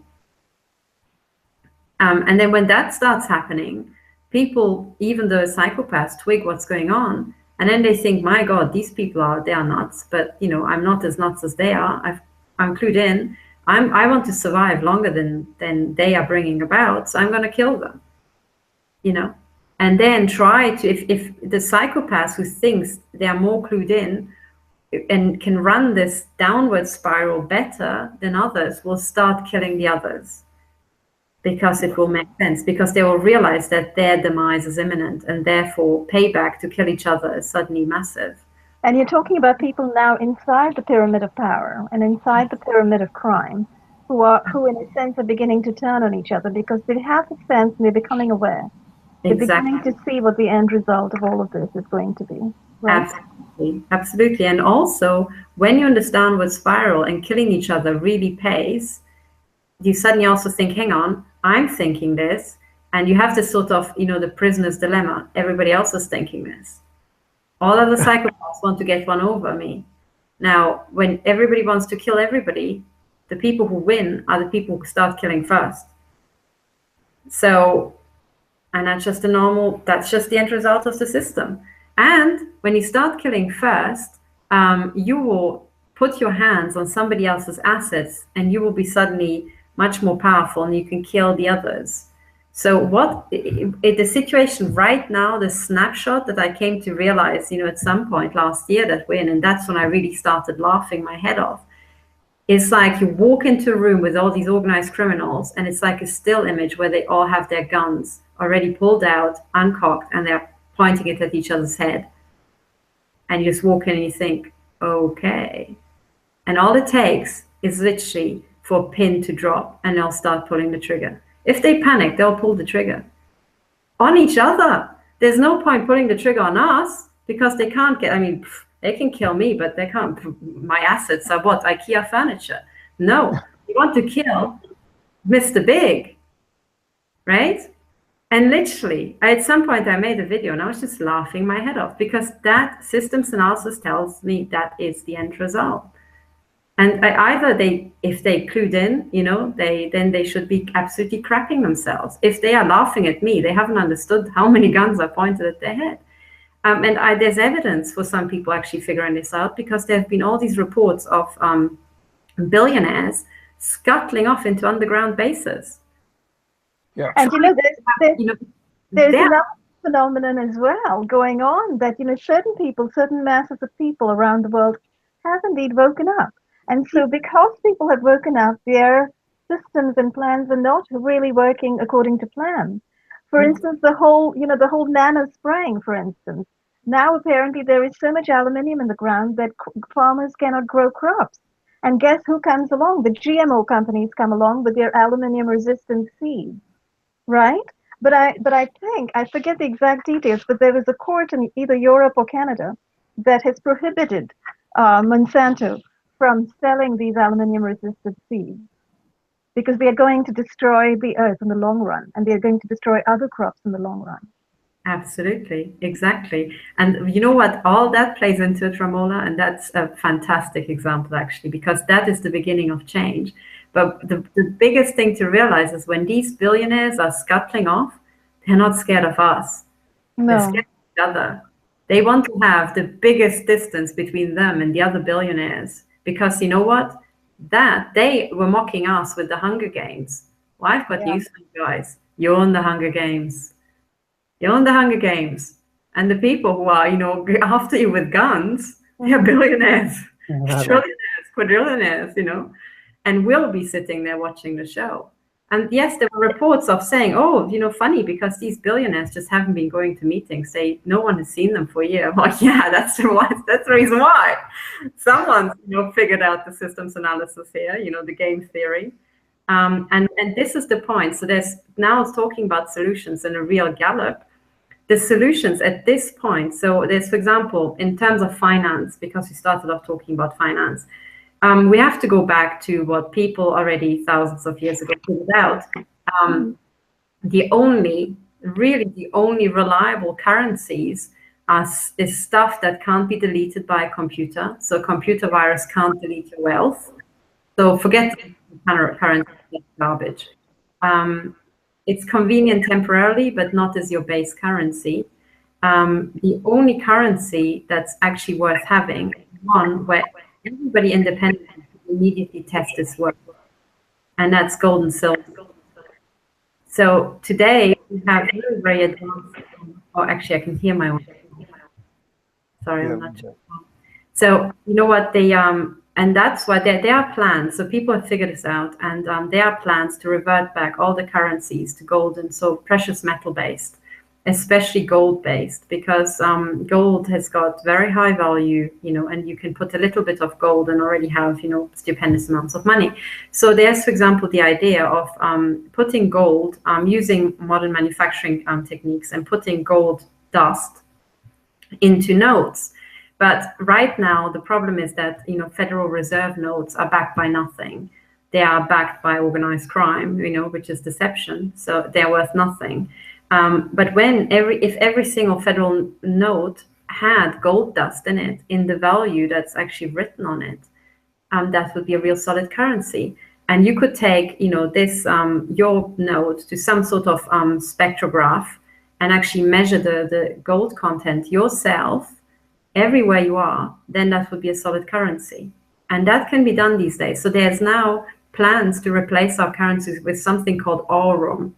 And aurum is just that. It's gold dust in a plastic cover, That would be a solid currency, And then, of course, you can have, miscellaneous combinations of gold coins and silver. And the question is where to get the gold from.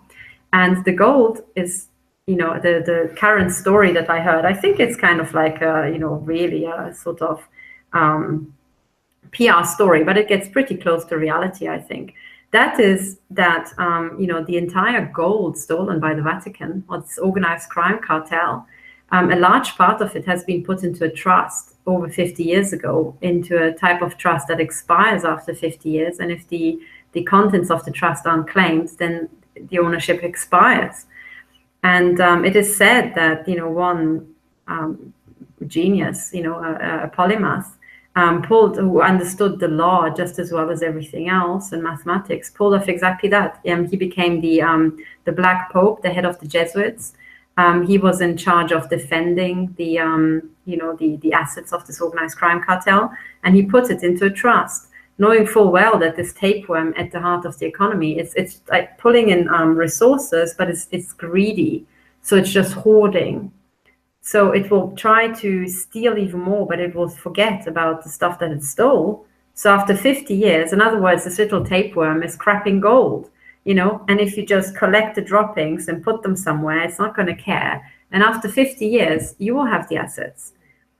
And right now, this trust, this trust did exist. It has expired. The wealth is hidden around the world. It contains pretty much all the loot, the well-known loot that, for example, the Nazis stole, and all the other, the communist regime and so on. And it has expired, and it's now entirely, it went over into the ownership of humanity because no one owns it. It's now being maintained by the World Bank under, it's called the Global Debt Facility. And it certainly has enough gold to replace all the currencies in the world. In other words, by this legal trick, humanity managed to asset strip the mafia. That's the thing. If we can pull off, if we can get our hands as humanity on the assets in the Global Debt Facility, as it's now being advocated by Karen Hudes and others, and the people who are actually the board of governors on the World Bank, humanity will have pulled one on the devil. That sounds too good to be true. Not to play devil's advocate, but pardon the pun, but that sounds too good to be true. I'm really interested in that. So, well, this is, I think, one more time for me. So the situation, and sorry, we're running over time, but this is really one of the key solutions here, as I understand.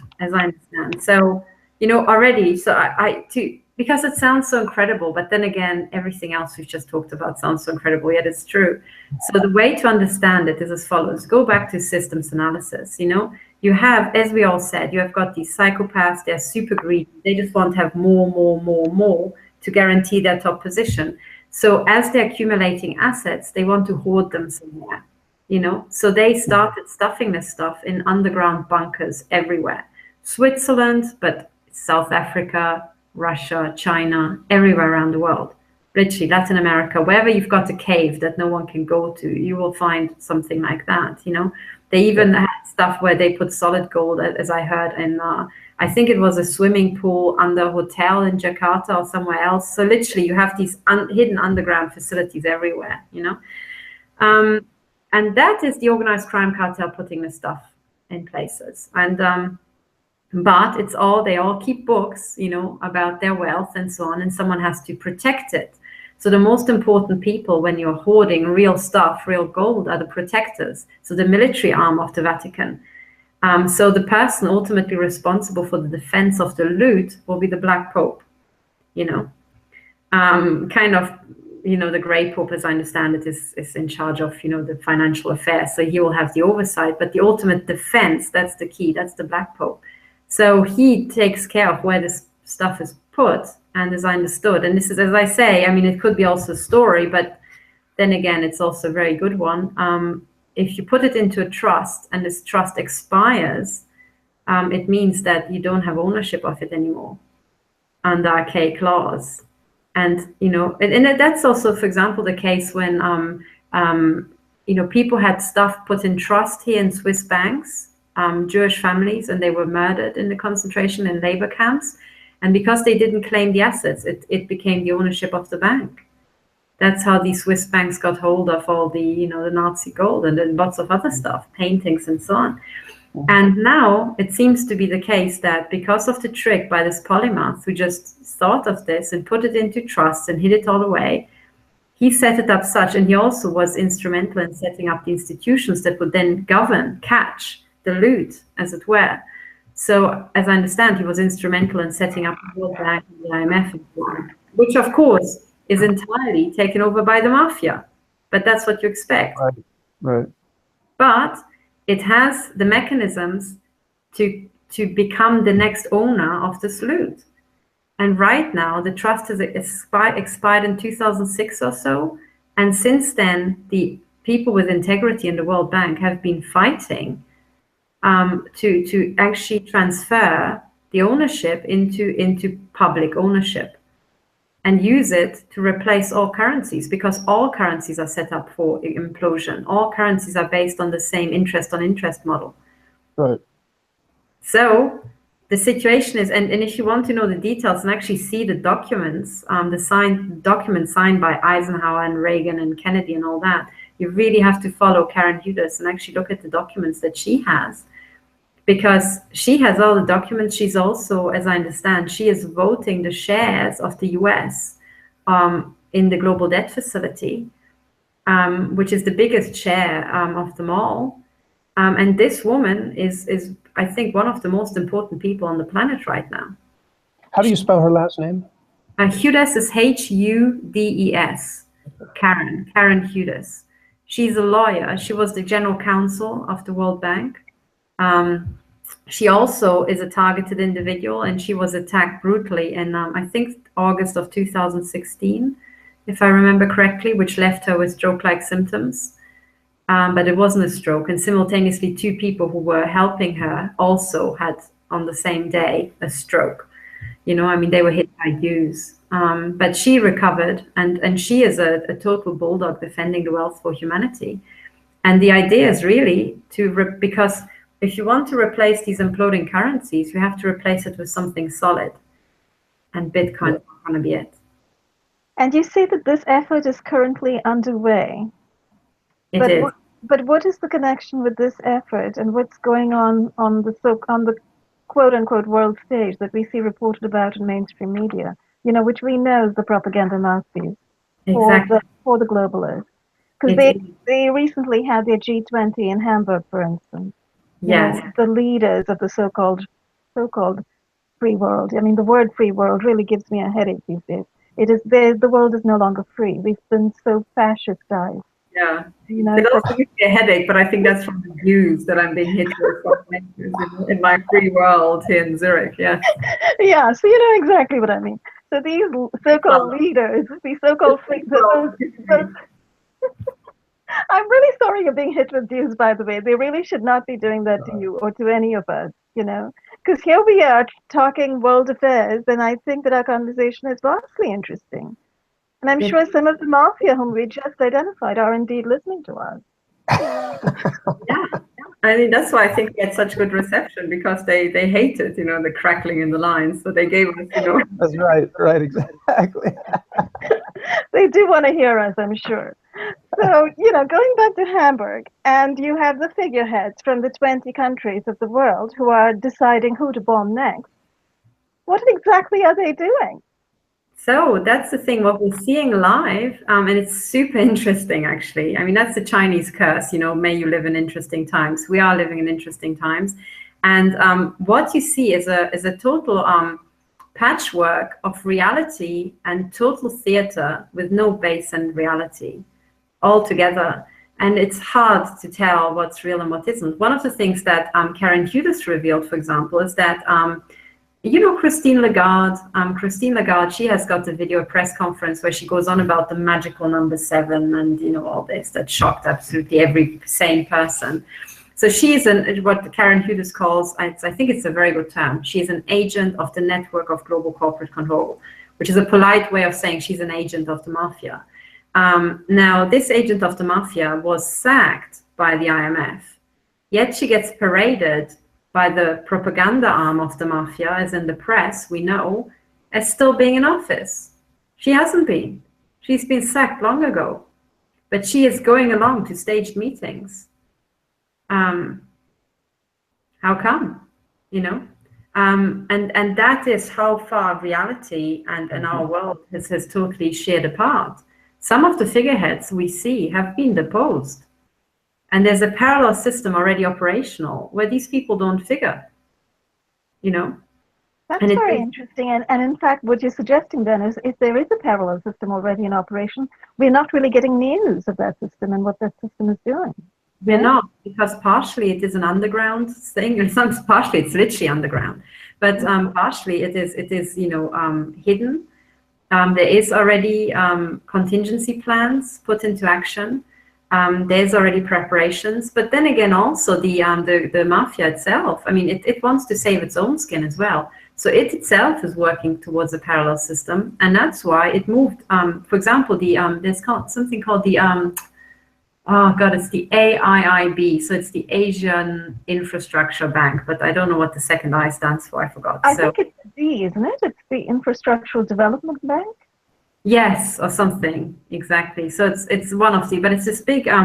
What it is, it's a huge banking conglomerate. It's a huge trade, block with financial banking, back up.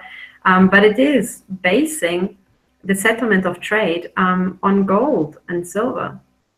So you settle trade on the real currency, the one real currency we have globally. And gold is very convenient because gold doesn't have industrial uses like silver has.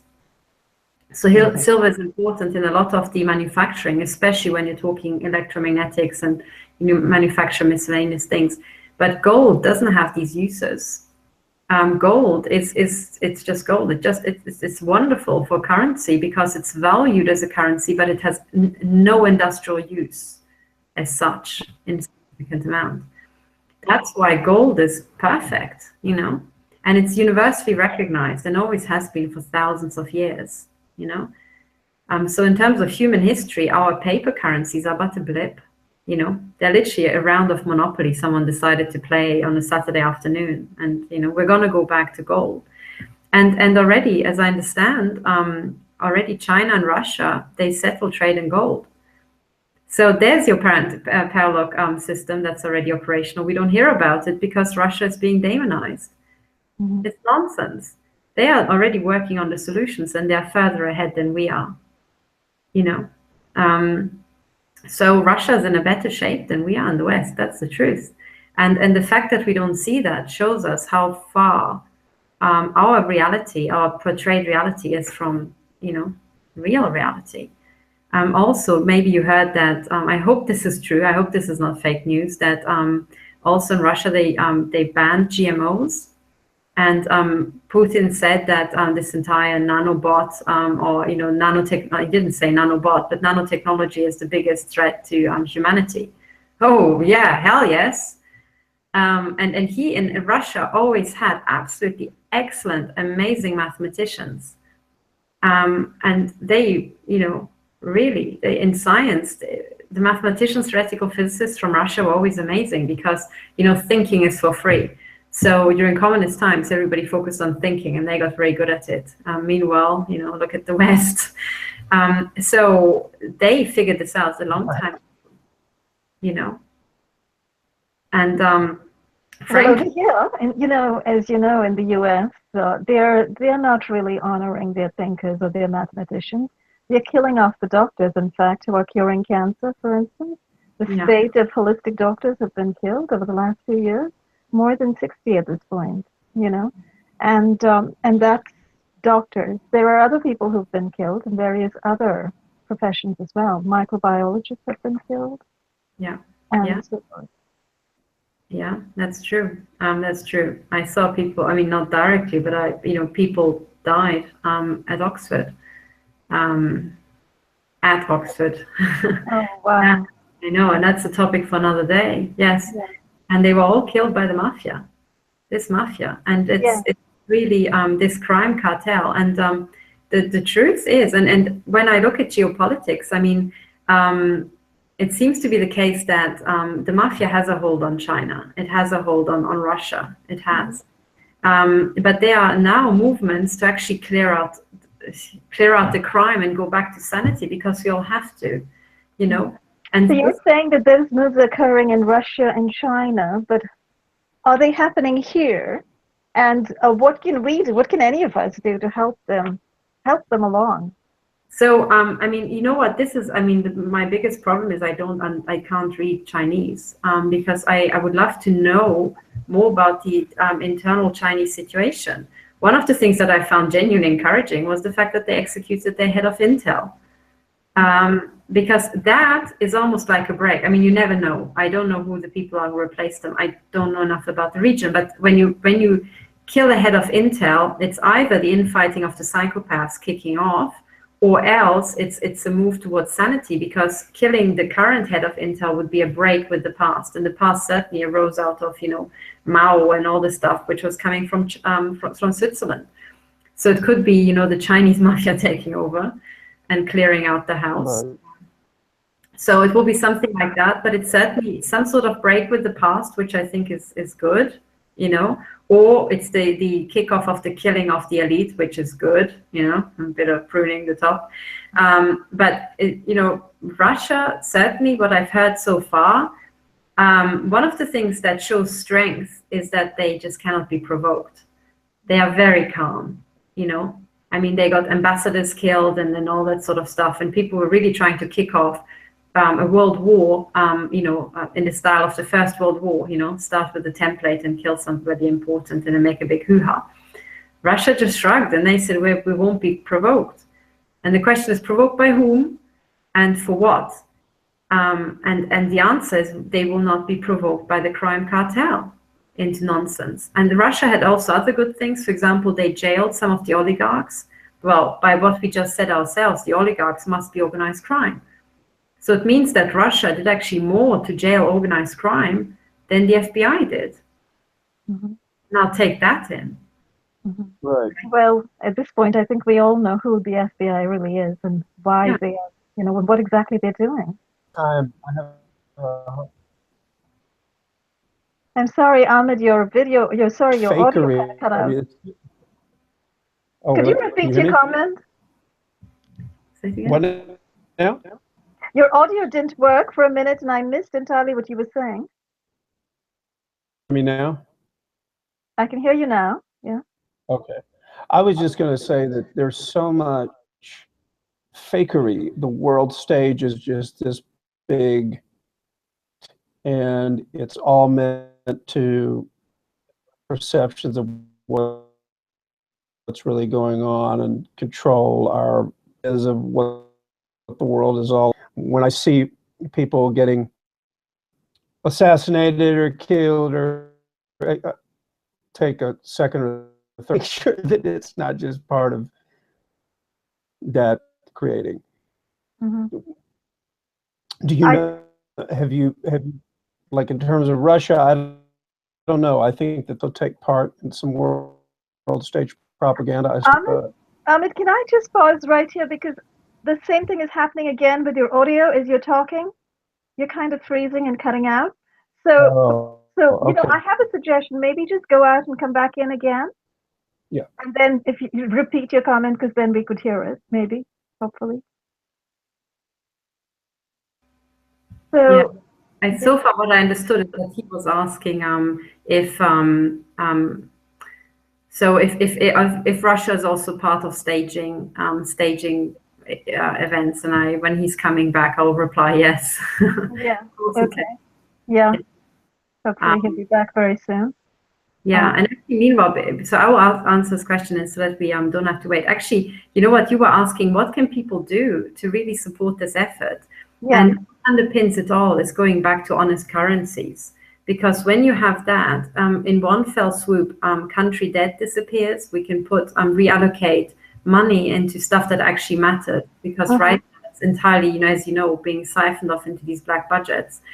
But what people can do right now is already start kicking off this trend. So right now, people are investing huge amounts of money in, for example, when they have shares, they put it into defense companies because they have been generating such huge rates of return. But what they have to understand is that's all fake. And these rates of return are actually made of their own demise. They are building electromagnetic weapons that will be used to give them cancer so that they can't draw on their pensions and their savings that they think that they've built up by generating their profits, because the overarching plan is to get rid of these people. Let's see. Ahmad, can you hear us? Yeah, that took a little while. I kept getting it joined, so. See, I understood your question. So the way I understood your question is, do I think that Russia is also part of the fakery and staging events and so on, right? And I think, yes, they are, totally. Because they're still, as to this day, are still integrated into the same system. And one whistleblower site, it sounded like a blog by, ex-MI5 and MI6 agents having a moan. And somebody said, you know what? It's this entire thing between the US and Russia and China. It's Masonic office politics. I thought that was exactly totally notch on. I mean, if you call them Masonic or the Global One Agency, it doesn't matter because the two are one and the same. They're fused. And in one sentence, it expressed that all around the world they have the Masonic infiltration. All around the world, they have the one agency. They are all the same part. They're the same organization. They are branch offices of the same entity. And then it would be literally just like office politics. They're all working for the same company. That's exactly right. And yes, what Russia does is it's like little niggles in office politics. You kind of like, I don't know, you bump into somebody at the water cooler. That's the sort of stuff, on purpose. I mean, that's the sort of stuff we're talking about here. So, but it's still, even within office politics, it makes a difference who is going to win the little battles in the office, because they might be able to color the culture of the organization, So even though it is that is the question. Yeah, and well, you know lag, what? Actually, I hear myself like 5 seconds after I speak. I just heard the phone. Yeah, we're having issues with your audio again. So you must be really pertinent questions, because we didn't want you to ask these. So it must go right to the heart of the matter. Can you actually type it into the chat? Just type it into the chat, because that I get instantly. Yeah.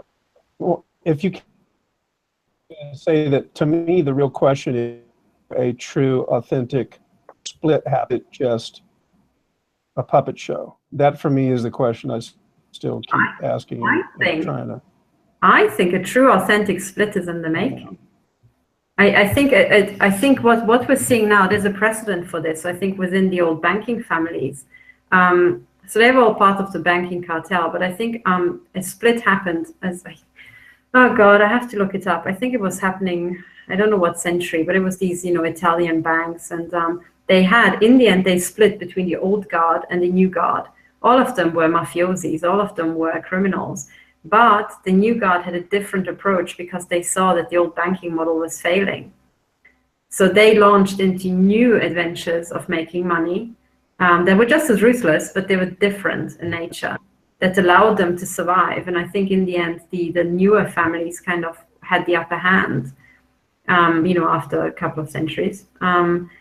Something like that happened. So this is, in human systems, there's a precedent for that. But I think one of the things that's totally novel, and this is the real deal breaker here, it's information flow. For the very first time in history, information flows faster than a gunshot flies.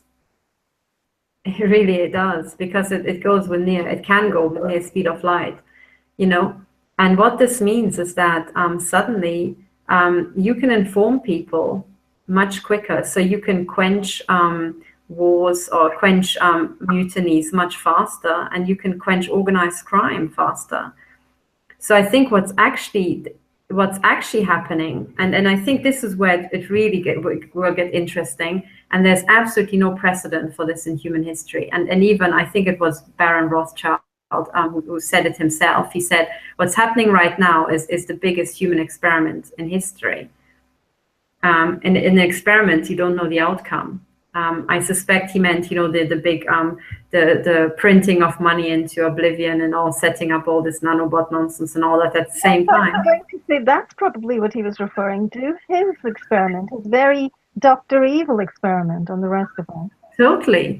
And I suspect that's what he was referring to. But then again, also he's got access to all the information pretty much. And there's one bit of information that he also has access to, which is the entire non-linearity of networks business. And that is because of the internet and the interconnection of us human beings. And I can't emphasize enough how totally novel that is, you know, because this sort of interconnection is a non-linear system that is changing and increasing in speed non-linearly. So things will not just get faster, they'll get faster. So whatever development we have, and what this means is it's like the butterfly effect, you know, where people said, if you have a nonlinear system, you know, a butterfly can just flap its wings and cause a tornado because of these amplification effects. Now, when you have these sort of nonlinear systems, a butterfly can cause not just one tornado, it can cause 10, and it causes them even faster. That's what nonlinear systems kind of mean. And you have, you know, the big cartel holders running their experiments, and at the same time, the entire nature of our organization, this interconnectedness, is a huge, big experiment that's also being run that they can't control because the nonlinearity is not the one they set up, it's inherent to the system. And the nonlinearity is the way we interconnect and exchange information. And what this means is that any criminal scheme that someone catches a whiff of can be spread very fast. Of course, they can be detected and assassinated, but still the assassination phase, there's still a time lag, you know? And it seems like, AI is going to take care of us and you will be instantly killed if you just think about going up against the cartel. But that's just not how it works. It's just not how it works, because every complex system has bugs, you know, and loopholes and problems. So I think this is how, and look at what's happening now. It's totally covered up by the media, but I heard about it without much trying. It's the fact that we have the biggest criminal investigation into child abuse in the history of mankind, and the largest number of arrests in this area in the history of mankind. No one heard about that. That's news. It was in Europe, yeah? Yes, but it also affects the US. I'm sure these rings. I'm sure affect the US. Absolutely, and you know, we have suddenly these world premieres of uncovering crime, and I think that's what this entire cartel doesn't realize, is that over centuries they set up, for example, their cartel signaling, they set up their frauds, and with one sentence, once you understood what the fraud is, you can never forget.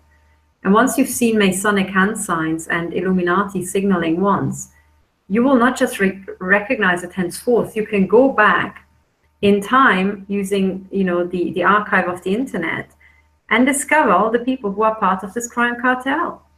Identify them forever. That's it. It's like you can look at the music industry, for instance, right, and see all the signaling on stage. Exactly. You have it in the music industry. You have it in politicians. They also have, you know, covert signaling their sort of preferences and their sickness, their grade of sickness. You know, for example, the Pizzagate. As soon as people decoded their keywords, you know, what does a hot dog mean? What does pizza mean? You can go back and you can see signs selling children on shops, and, you know, printing the signs and the illuminated signs and putting them everywhere and setting up the child trafficking network took decades, if not centuries. Uncovering it takes, you know, one afternoon of internet research, and we suddenly have this explosion of individuals doing criminal investigations like Pizzagate. We're having some strange audio in the background again. Does anyone hear it? I don't. I can. Yeah, I don't know if you guys can hear me now. Can you hear me? I can hear you now. Yeah. I'm not sure what it is, but okay, it's better now. I think the way that they cover up their crime is to expose their crimes, and so attention to, there's predictive programs and those references to children and pedophilia. That's happening in the music industry and music videos. They're doing a lot of that sort of mockery, the satanic mockery with that. I feel like that story, though it touches upon truth, and they set these descendants in order to make these great, sort of just that. Your audio is once again being interfered with. I'm just wondering if we should wait a minute and then you can repeat what you try to say. Yeah, or just type it literally into the chat, because then it appears instantly.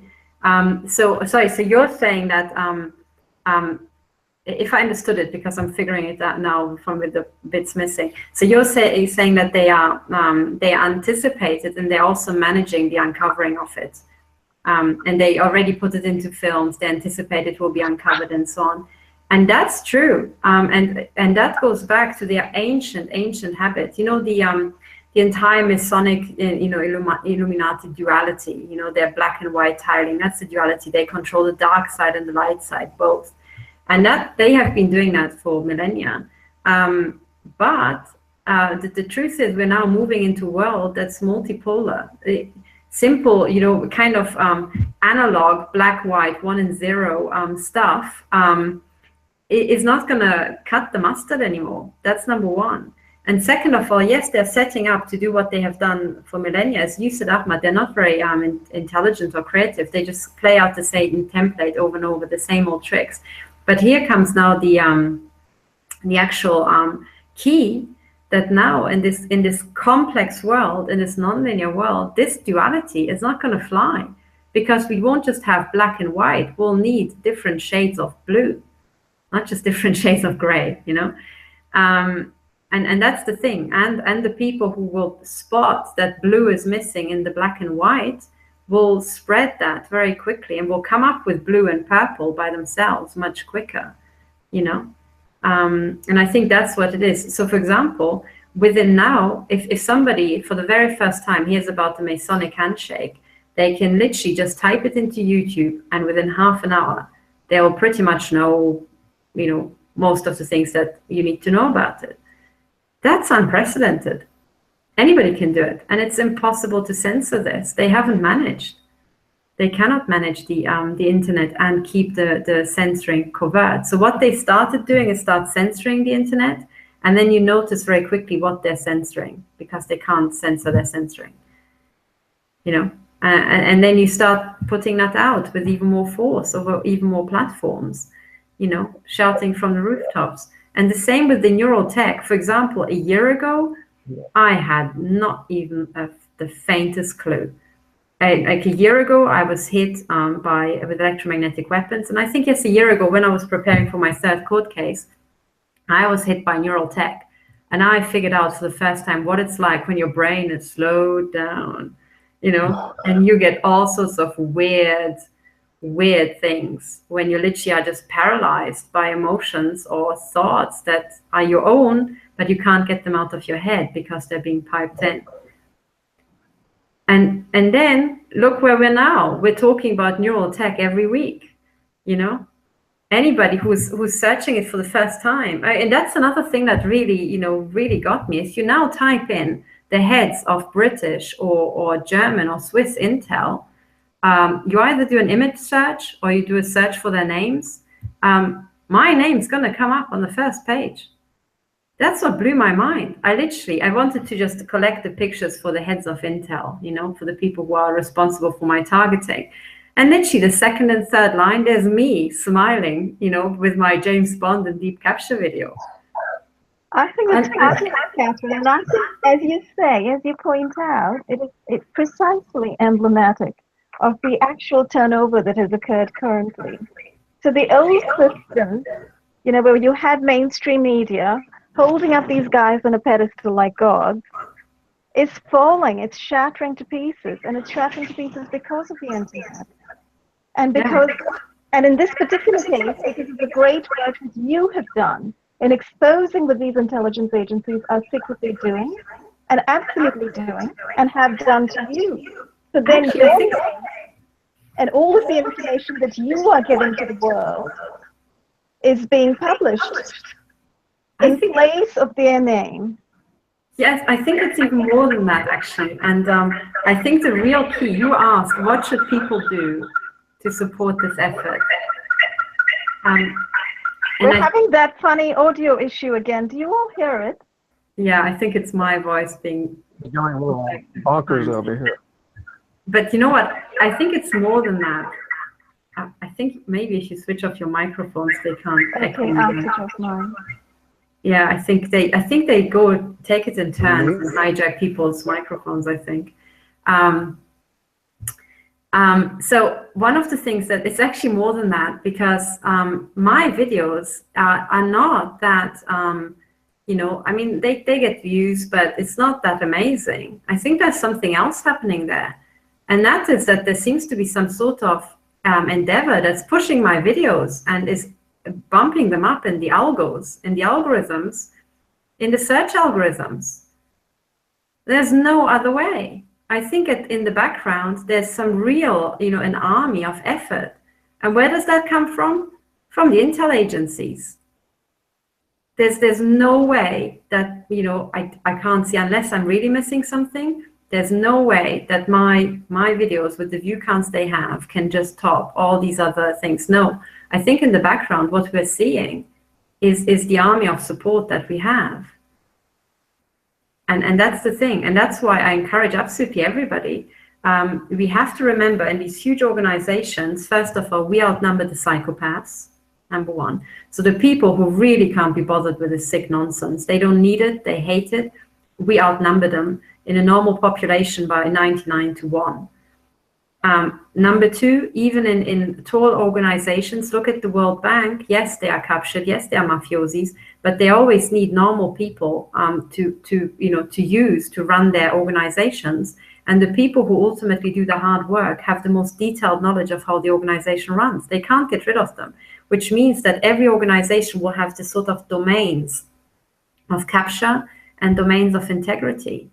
So, for example, if you look at the NSA, right? I mean, Melton Stewart, she saw deep capture at the NSA, you know, up close. She got right up to it. You know, she saw that NSA security was the conduit through which they, you know, brought in all the crooks.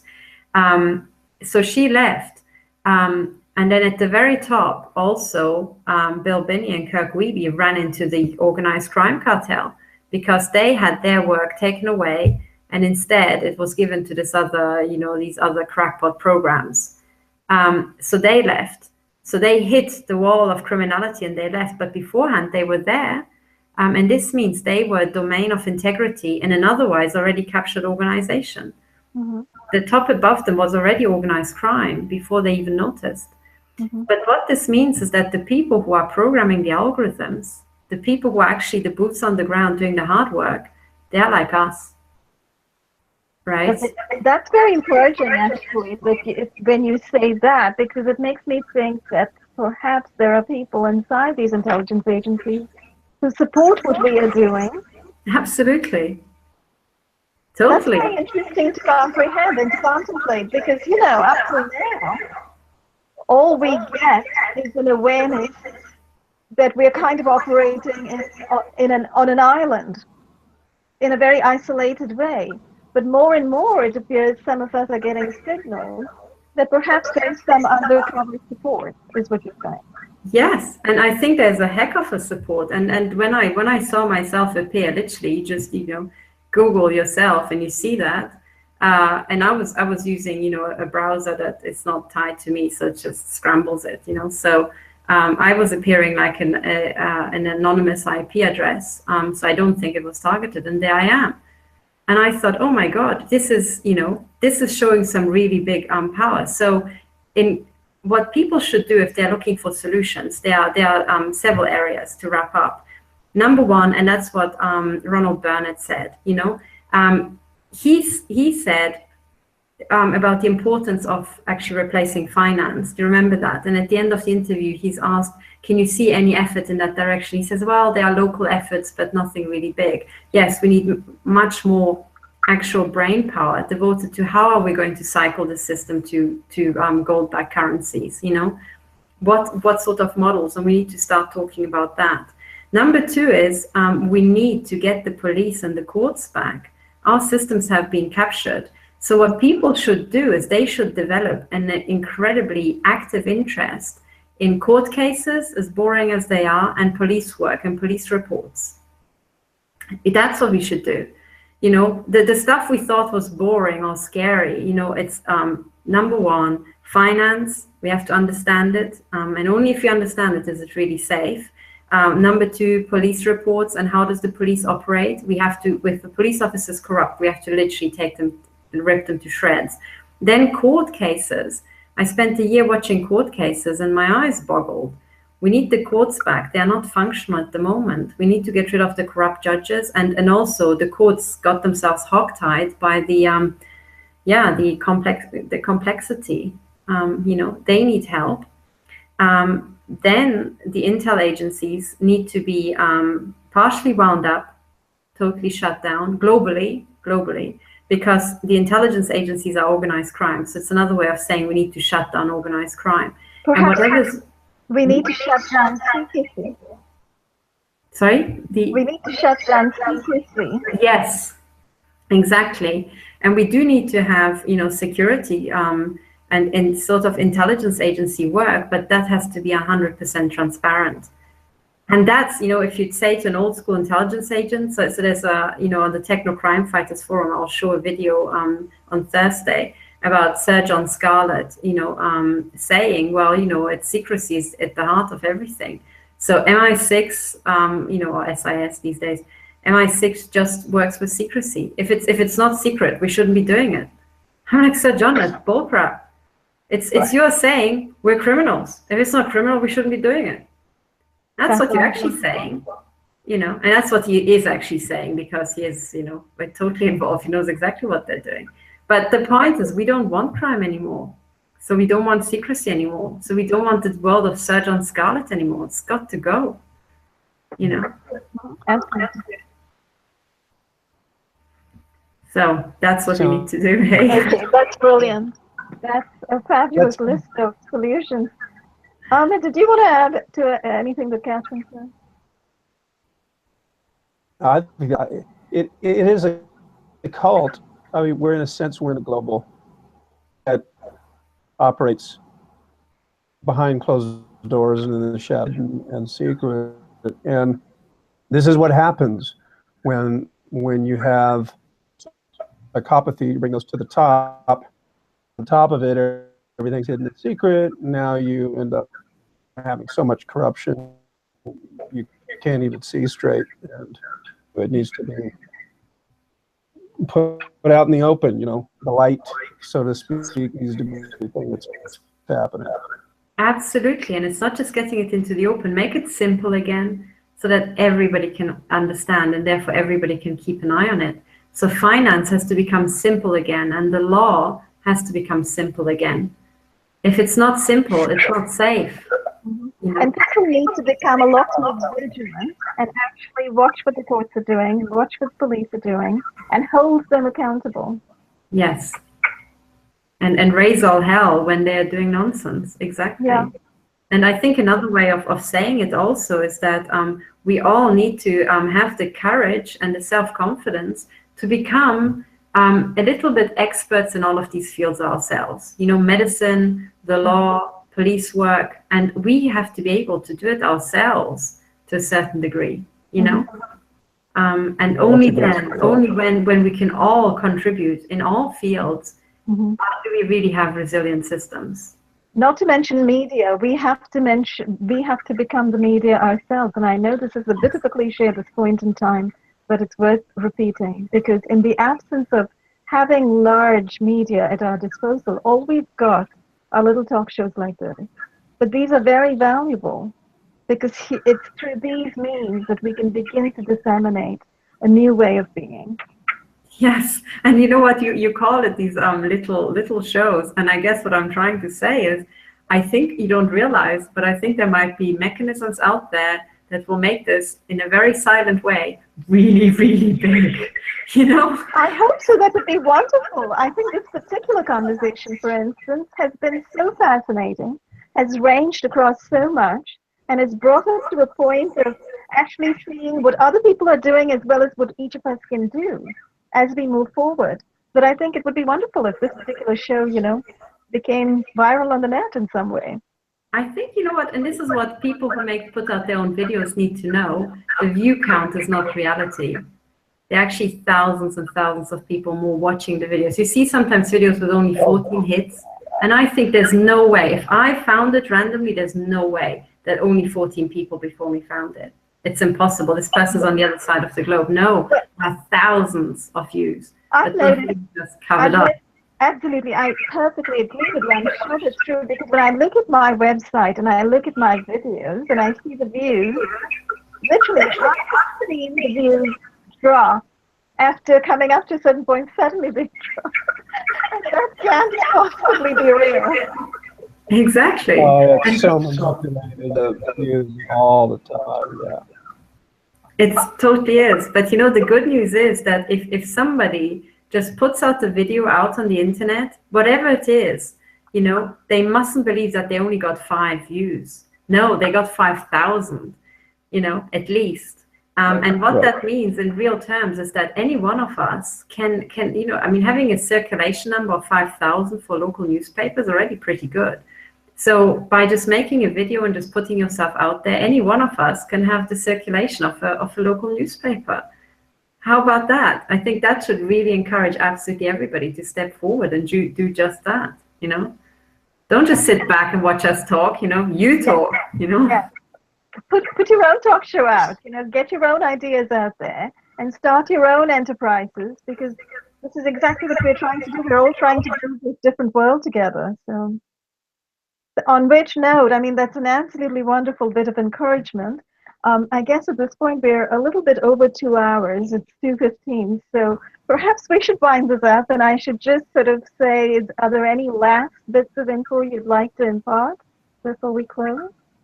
Oh gosh, no. I think the only thing is maybe we split it into 2 1-hour segments, you know? No, but you know what, otherwise, I think it's just as a finishing word that everything I said is just, it's meant to be opening a discussion, and we really need everybody on board to figure out how to replace finance, and literally everybody, from single moms to people who are, you know, maybe unemployed, to they have the same weight as bankers in the new world.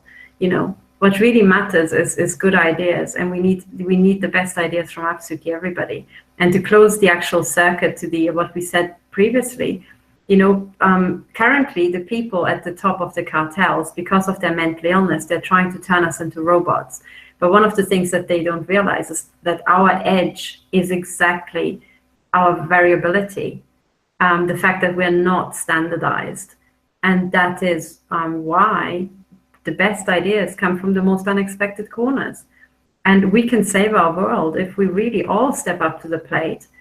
Just, you know, take the chance to speak up and try to put our voice out there and really see how far it carries, because it will carry much, much further than any one of us would have ever thought possible, thanks to the non-linearity of the system. So, you know, the new world is not going to be one run by psychopaths and robots. That's what it looks like now, because the non-linearity is just kicking in. No, the new world is really being run by brilliant individuals, you know, by creative individuals. That's the brave new world that we're moving towards, and we should move to it as, you know, sooner than later. So I would just say, everybody, please get on YouTube, start making your videos, and start putting your voice out there, because we need to hear from you. That's wonderfully hopeful and inspiring. Thank you so much, Dr. Horton, for being with us today and for imparting both your knowledge and your insight and your vision for the future that, you know, I certainly would like to share in. It sounds fantastic, and I'd like to be a part of that. So thank you very much again. I thank you. Thank you. I thank you too for putting together these reports, because they truly show the way to the future, I have to say. Thank you so much. It's an honor, really, to start this with you. That's wonderful, wonderful. I'm really glad that we've been working on this together. And surely we'll have you back very soon to talk on other subjects, perhaps. So thank you again. Thank you. Thanks, everyone, and we'll see you next time. Bye-bye.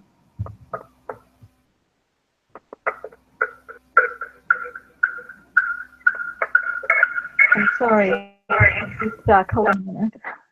Okay, I'm going to close the broadcast right now. Thank you. Bye-bye.